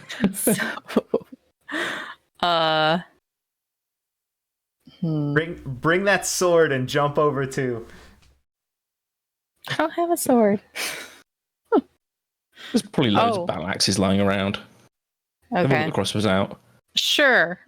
Why not? I guess I will jump down and I'll try to electric grasp her. Oh, okay. Oh. Yeah. That works too. That does make more sense. Which, I mean, I'm not very good at combat, but I feel like I need to like roll on here, so if it's a 2, people don't think I'm lying. Yeah. We definitely don't think you're lying to lose. If it was 20s, we might be a bit. Yeah. If you just tap R, or... Oh, okay. There we go. What? Okay. See.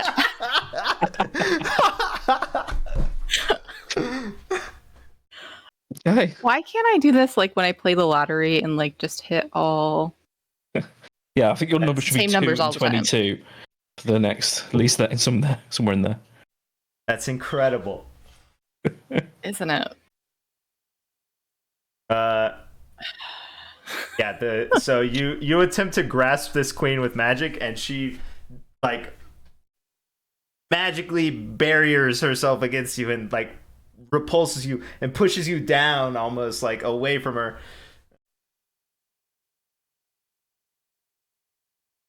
Why did I come over here? I would have just done the water spout. Yeah, me too. I didn't want to drown Barrick. It would be like the one time it actually went off right. Exactly. True, yeah. Okay, well, we move to Professor Parrington and Yariel. I would like to travel in time and go back in time and help Soraya help with her electric grasp ability. Are you gonna help her shocking grasp, or are you gonna tell her, hey, Yeah, just use the water yeah. spout? No, I'm going to help her. Okay. Okay, so you rolled a 2 to my 6. So if Professor Parrington, if you'll just roll a d20, how effective it is, like maybe you. But like, what are you trying to do? Trying to like grab the queen? Or are you trying to? I'm just gonna like, pop in, go toasty, and then help her. Okay. Whatever, extra she needs to damage him. Yeah. Okay. I rolled a 16, no Okay. modifiers. Seems super effective. If you'll also roll Yeah. just a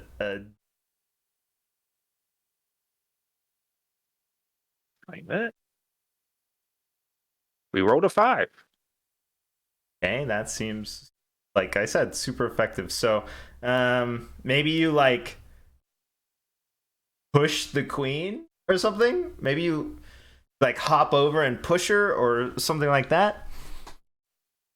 I just want to be able to like channel my energy into Soraya so that she can go, something. Okay. I know how that would work then.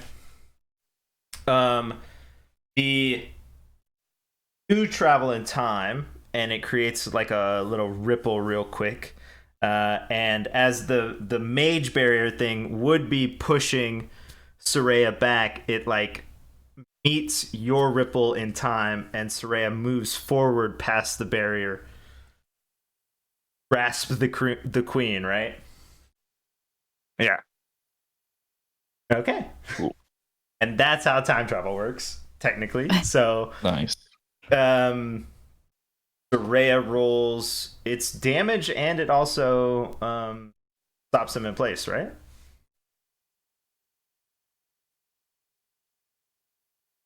I don't know what the shocking thing does. I can't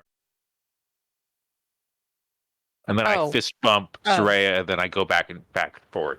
Okay. I mean, sure, it can track her for a turn or something. Okay. Oh, I don't remember. I think we discussed it, right? Did we? I don't know. I don't remember. Okay, so I'll just roll this. Okay. 2 for damage. How are you doing that tiny little roll? I clicked on it because I wasn't like in the screen. Oh, so right. Yeah, let me just click it now. There you go. I think the longer you hold are better. Okay. 3. Okay. Nice. Disappointed in the way. Little fist bump. I don't have a queen token, or I would have it out. Liario, it's on you. Pissed.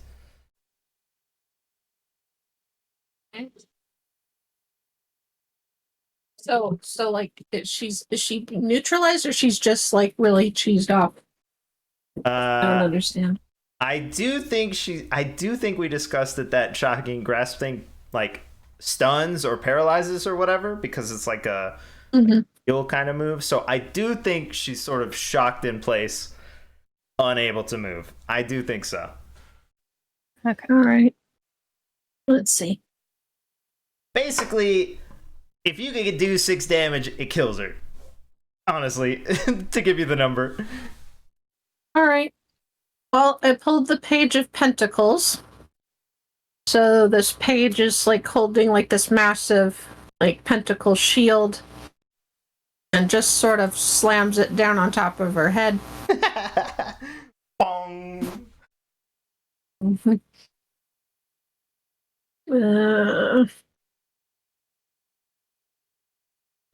13 plus 4 is she can't. 17. If she's shocked, she can't resist anyway. I'll roll it just to roll, but Okay. yeah, Sorry, force of habit. I guess. Another 2. What the heck? Nice 2. Yo, I gotta get out of here.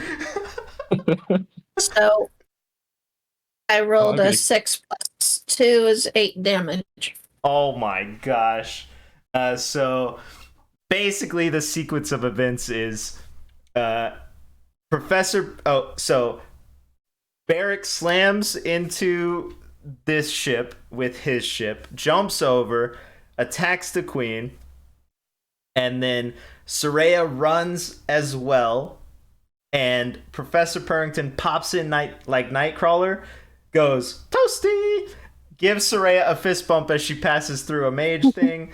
Soraya grabs her and shocks her, and then the Ariel slams a magical device shield thing down into the queen, crushing her into her own deck. There's another sort of force wave that moves out as she dies, and there's no way anyone else could even compete with the amount of power that she's able to bring. So they're all going to throw down their weapons and surrender on this ship. There will be more fighting and stuff over here because they won't probably know.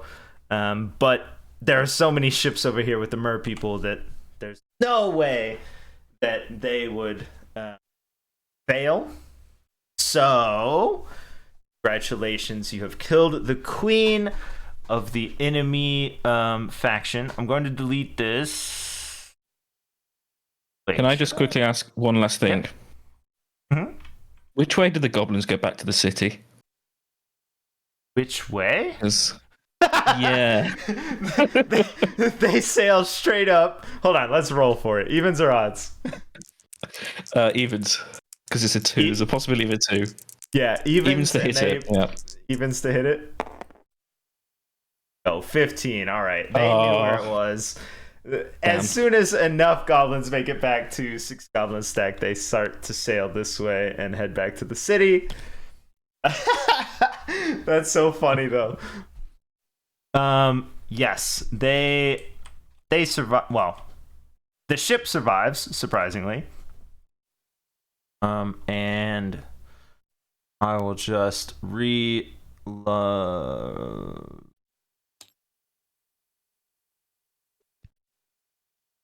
Kidding, I The don't have log it dice are easy. about to fall off. No. I was going to delete it, but I have game Okay. boards.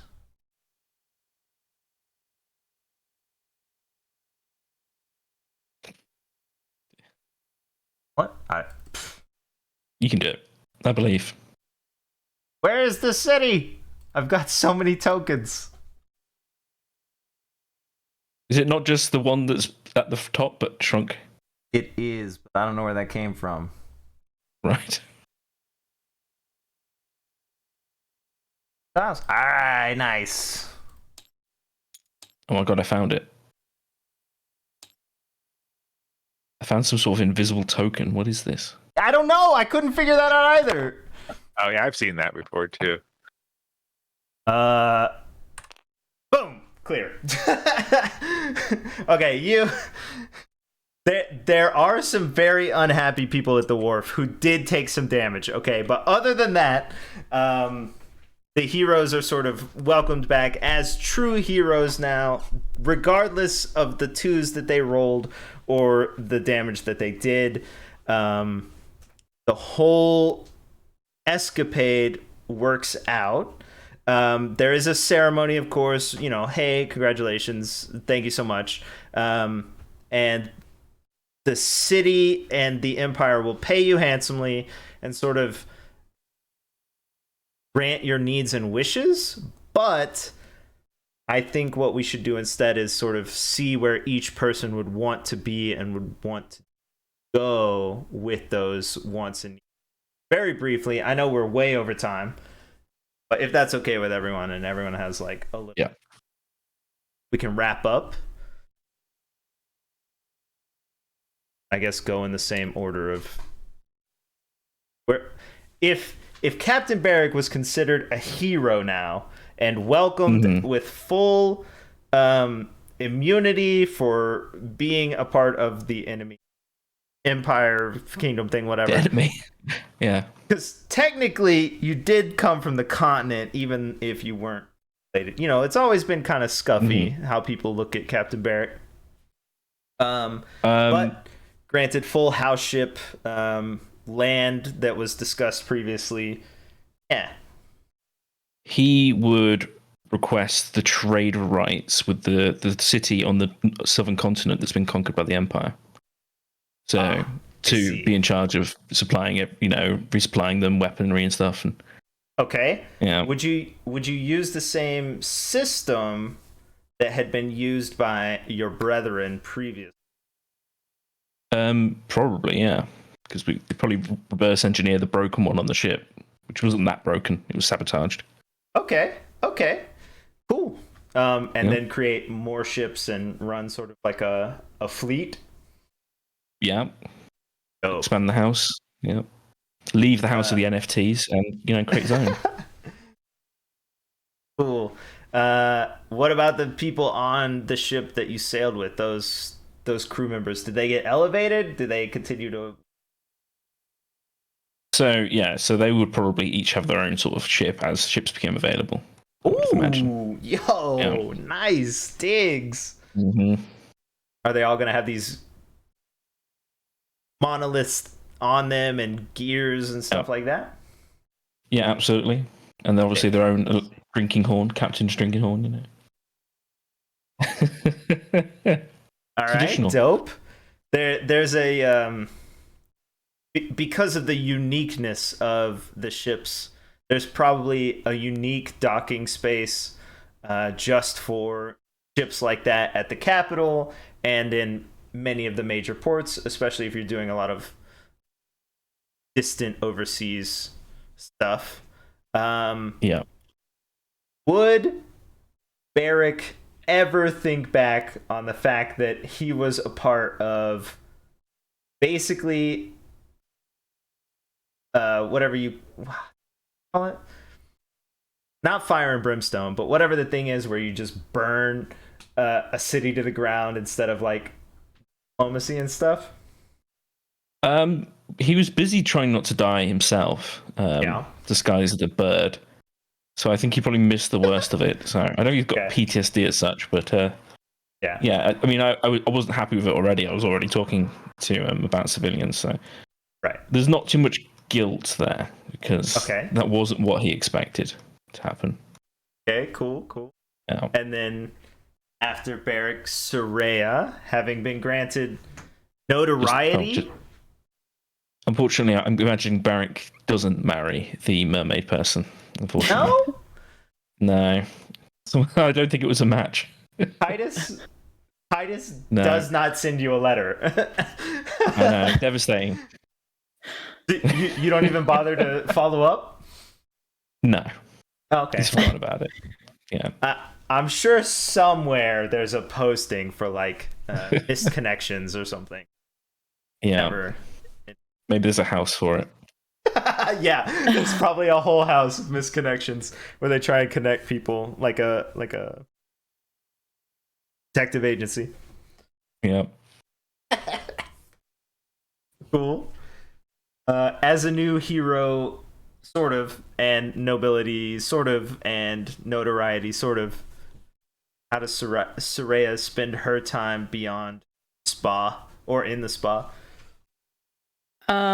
Okay, so I have a question. So the Empire has like taken over the other continent. Do you want to get involved in the politics of this?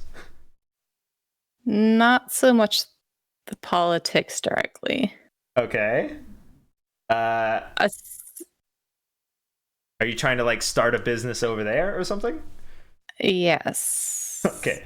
Well, if you attempted to sort of levy the Empire for starting a business over there, the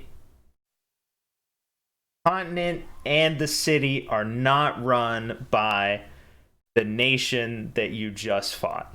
There are almost none of them over time. As if they were chased into the sea and then burnt and destroyed on the other side. So you're welcome to start a business, but it's not going to be with them. It's going to be with the kingdom that had the scouts that you met. Okay. Plenty more dwarves in your future then. Yes, there are many dwarves who reside in that kingdom. They are very unique, I feel like, in the way that they trade and work. And there are also all sorts of other people, but not very many pigeon people.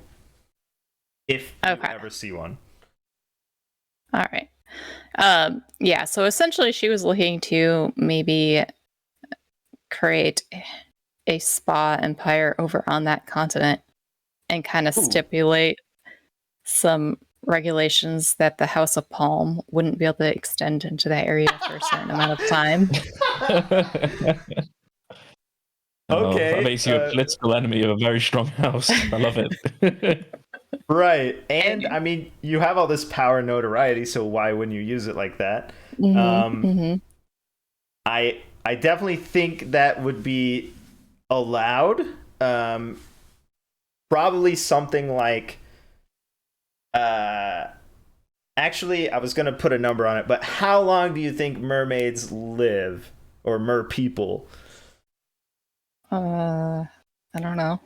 I hadn't really thought about it. Well, we'll call it one lifetime of like one generation then of your house. So whether it's 99 years or it's whatever. Oh, you're gonna get stabbed. not the amount of time, not okay. How long Soraya lives, but the amount of time. So death sentence on her there, yeah. Your house has unique rights in dealing with and setting up business and so forth that other kingdom. However, you do still have to negotiate with them as to rules and all of that stuff, because your empire does not have control over that space. They basically showed up, protected themselves, and left. Okay, cool. And then one other question, like she had that vision at the spa when she was talking to Steph of like this guy with like some mustache or whatever. Did she ever figure that out? Because if not, she would try to. In doing research, in doing research into that, because of your connections, you'd probably go down this sort of like dark treachery rabbit hole, in which after Bisk's betrayal of the kingdom with this other, or the empire with this other kingdom, the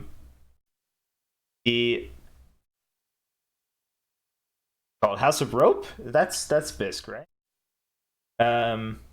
Bisk's house sort of followed the same path that the kingdom that you were involved in the fight followed, which is why the House of Crate and Barrel was able to move in, because through many different circumstances, Bisk and all of his brothers and all of his family slowly die because of mysterious means. But in doing your research, like, definitely political assassinations across the board, from the king, possibly, or probably more likely, Iatudi, the king's son. Okay. You'd have to have a lot of, sort of, hey, come over to the spa, I'll treat you, and then ask sort of leading questions, and you would learn that they were all murdered into the ground so that Crate and Barrel could take over. And Crate and Barrel has huge deals with the kingdom. I keep saying kingdom. With the empire, with Hearth and House. They have massive deals, basically saying, we'll create space for you. You work for us. With us. Yeah. Okay.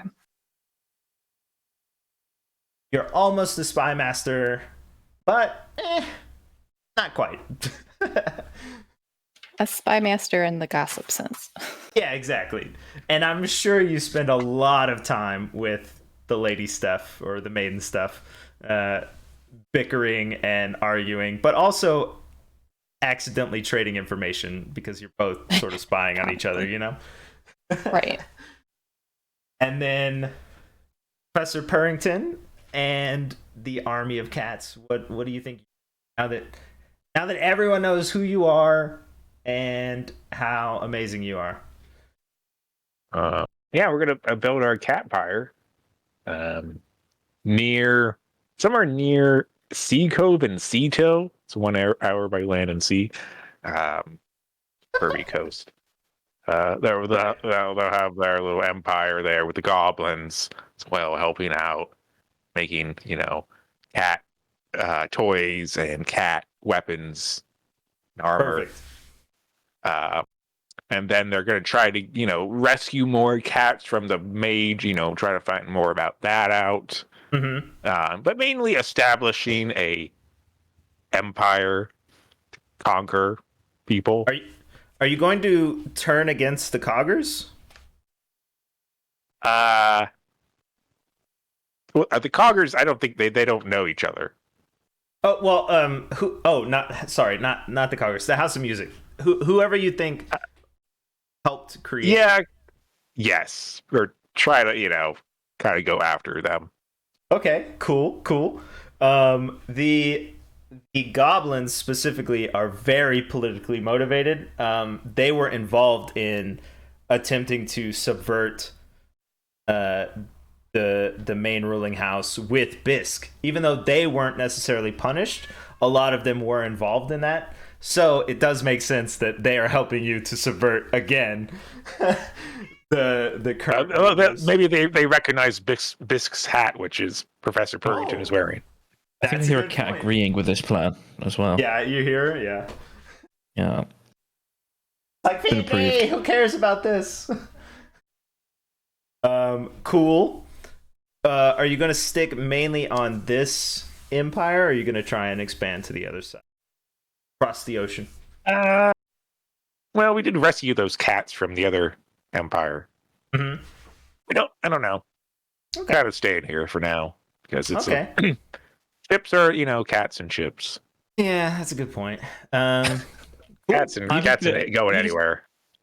You're just going to do this rebellion, get bored, and then have a nap. Yeah. That's the end game.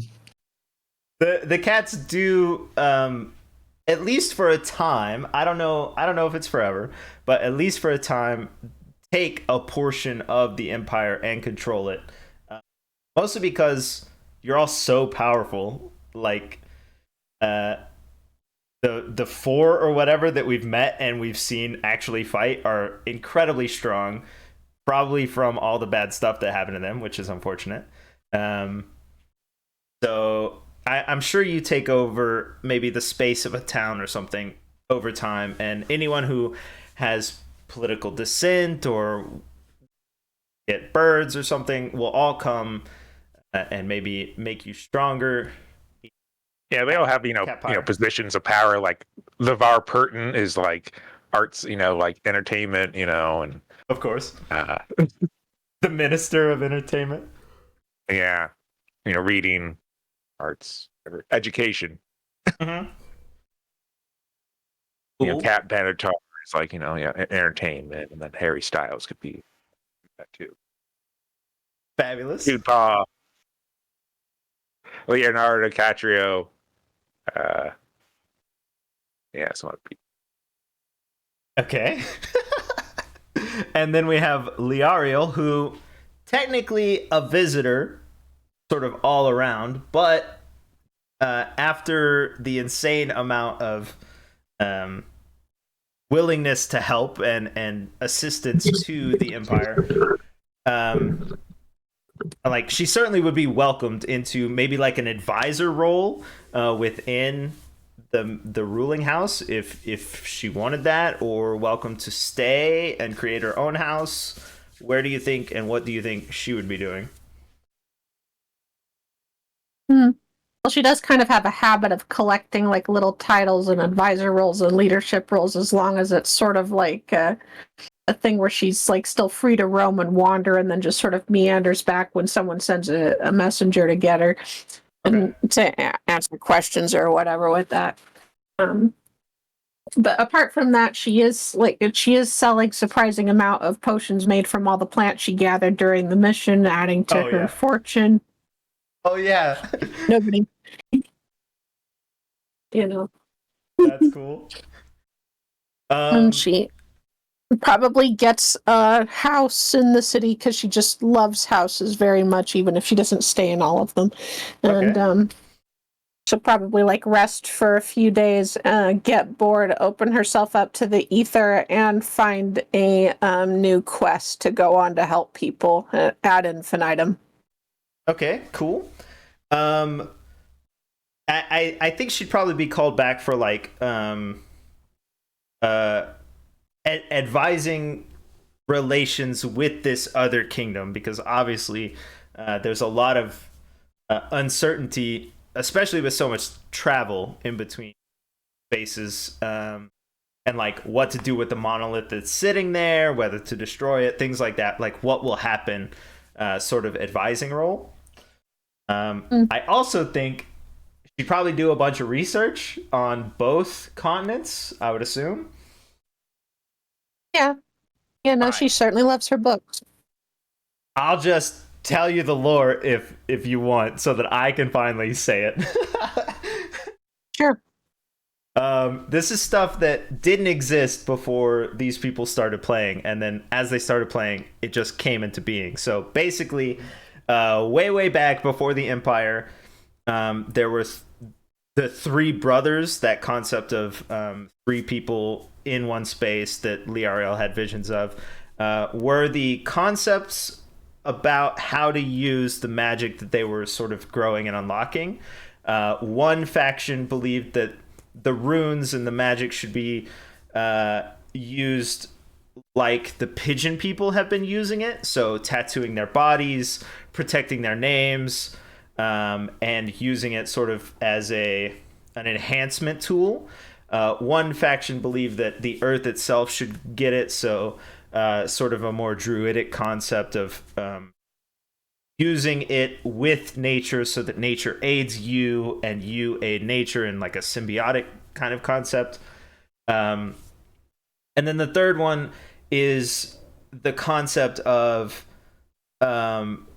using it as a singular individual. So whereas the tattooed kind of race or mindset was it needed a collective, the other side of that is a singular individual with insane amounts of power, but unable to coexist sort of with others of their own type. And that sort of, the concept I have is like runes inside the body to make you stronger, faster, able to do things that no one else can do, like a superhero, but you're like living for so long, you're so disconnected, and the way you sustain yourself is so outside of everyone else that you can't relate, you can't connect anymore. And that's reflected in the thing that you've met in the mist. That entity, Shoelgath, is just one of multiple of them, so they're all over the place, and they do not like the tattooed people. They do not approve of that method of using it, and technically they're the only thing that can threaten them. So in the Empire we have all three, but across on the continent that was two different concepts. The druidic ones actually were the ones killing all the ones that had the tattoos on them, and the mist person that you met in mist or whatever on the ship was sending people to go get information and get relics and just all sorts of stuff to sort of enhance their own power. Whew. And that's the lore, and that's what she learns while she nice. reads a bunch of books. Old beans. Yeah, cool. So She's probably gonna advise people with the monolith to like build a school there for magic, and maybe also like some sort of like monk establishment for praying for peace and understanding amongst people. okay, cool. So the peace will be enhanced by the presence of the monument, and people finally learn how to get along with each other. Yeah. Not instantly, but increasingly. I think that's a great motivation because the first monolith is basically used for the same thing. It's on the Empire's continent at the place where they first sort of built it. The vision of the blinding flash of light that drew Leariel and all of the magic being released. Also witnessed by the people on the other continent, which is how they knew where it was and all of that stuff. Anyway, I think that's a great concept because it sort of reflects what the first one is being used for as well. A place of gathering and peace and remembrance, all of that stuff. Cool. In our final scene, even though we're not necessarily here, we go back to a bunch of kids looking at a bunch of paintings of maybe the advisor mage Leariel reading a book and advising, of Professor Purrington and his cat Pyre, paintings of the great and grand Captain Barrick and the beautiful Soraya from the Depths. These paintings are all in the museum next to the room of the paintings that we looked at the very beginning of the ships, sort of, stately images of each of them, and sort of a little bit of history about them. But any of the rooms beyond will have to be later stories because the kids will have to, I assume, leave or are bored or don't want to see them or whatever. You know how kids are. But from here, we will wrap up this tale at least. And that's it. That's all I got. Cool. Is there any kind of memorial for the fishermen? Oh, yeah. Oh, no. Don't worry about it. Let me look at the board real quick. I did also have one other meta question. The big ship sailed right over the top of them. Yeah, they're dead. They're dead. Yeah. Go ahead. Can I ask? Yeah. Did Arms survive? Arms, the goblin? Yep. Yeah, definitely. Was he on that ship? Oh, okay. He was not on that ship. No, there's no way Arms would be on that ship. Yeah. Okay. Arms would probably be on one of the ships that sailed over. Six Goblin Stacks was just like a big dumb like a wall sort of right in front of more mines. So like, hey, you sunk the ship. Now you're gonna explode, Okay. I have, oh, you can't see it. I have a map of where all the mines are, and I was like, is this too many mines? No, we're gonna put some more in there. So basically the mines are like roughly 3 away from each other, so that there are little avenues where you could sail if you knew there were mines there, but otherwise if you just sail directly into the port, because I thought that's what people would do, right? Yeah. Makes sense. That was a really fun campaign. Thank you. Yeah, it was a lot of fun. Yeah. Thank you very much. In retrospect, this should not have been the campaign that we played, because I should have asked Leah, like, hey, what's your experience? And then not had like crazy encounters, ship what I mean? Combats and like new flourishing magic systems and it shouldn't have been a bunch of junk I made up, but it was fun anyway. Like absolutely, it just was so complex I couldn't even keep track of stuff myself. It's still pretty cool, though. I mean, like, isn't that sort of how storytelling works? Like, you start creating like these characters in these environments, and then they sort of take on like lives and paths of their own. Like, writers talk about that.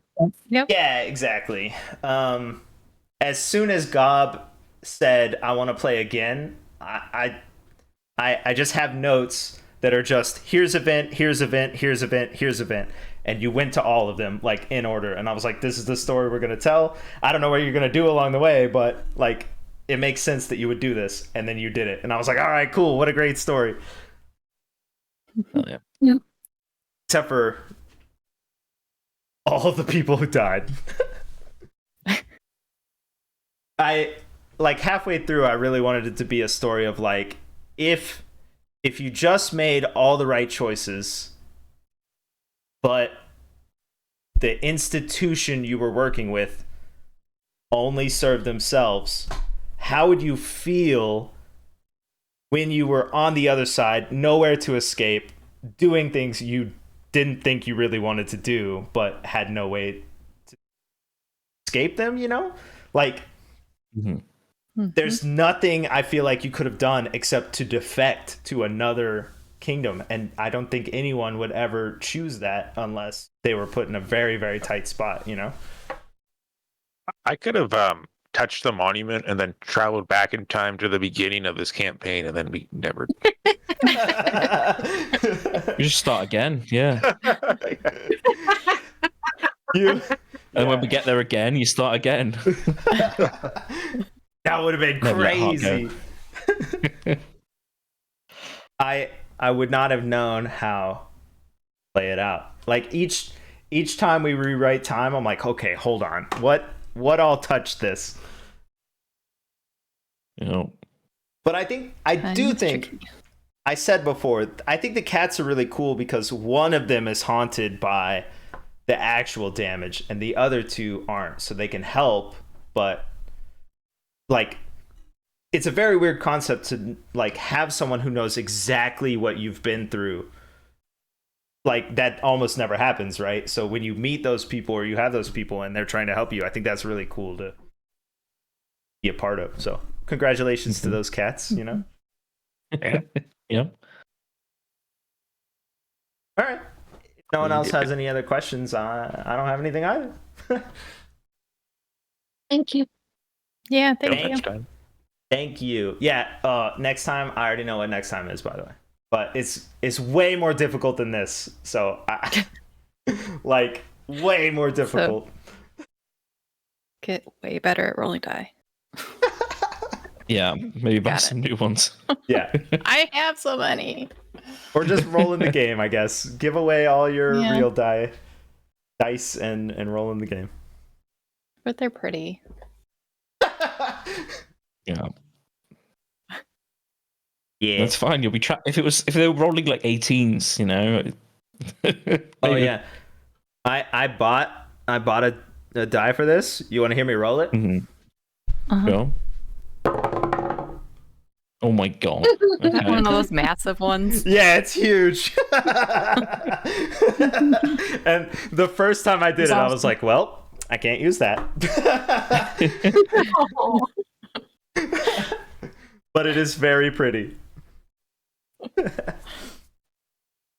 All right, cool. I'm Awesome. I'm Oh, wrapping God. up. I'm gonna go feed my everybody okay? cats. Yeah, I threw my phone. Actually, Cool. I'm gonna go Cool. feed my cats. Bye for now. all right. Bye. Bye. Thanks. Bye, everybody. Thank you. Yo, cool. Awesome. We did it. We made it. I can't believe it. It worked out so good. That's dope, man. Yeah, I got the next campaign set up. It's gonna be, well, not set up. I gotta find a system. It can't be my own system. It has to be balanced. So it's gonna be like not mech, like the Power Rangers, sort of, with their suits. You know, they're like power suits and stuff. But until then, I'm done. Yeah, thanks. I'm glad you enjoyed it. One thing I will say is I didn't when they were in the original museum at the very, very beginning, I never said that it was in this empire. I never said that the museum existed in this empire, or that this empire controlled it. Only that it was a museum to the past. Because I did think either another kingdom could win, the ship system was very strong, and the concepts that I had were very strong, so I thought, oh, well, maybe they lose. You know, they wanted it to be more difficult. Or maybe they do defect somewhere along the way, or maybe they do change something along the way that is like monumental. So I never said this is within the empire, only that it is a museum. And I thought that was like as open as I could make it, you know, like, here's the story. I think you're going to make these choices, but you could do whatever you want, you know? So yeah, I think that was dope. Cool. We played much longer than normal, and I'm glad that they stuck it out and that we finished. Chill. Oh, I was speaking. I'm turned away, unfortunately, so my words are probably cutting out. I'm going to go chill and food because I couldn't eat because I was all worried about what's gonna happen. So yeah, I'm gonna do that. And whoa, someone's playing Vermintide right now. I have all these random people on my Steam list. Anyway, I'll see you later. Have a wonderful whatever. Deuces. Have hearts.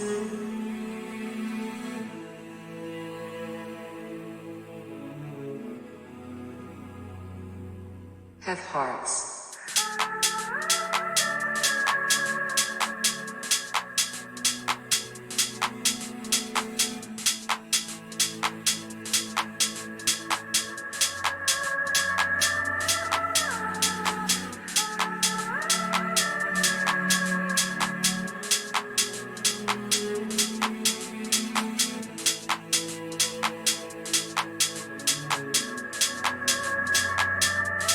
Have hearts.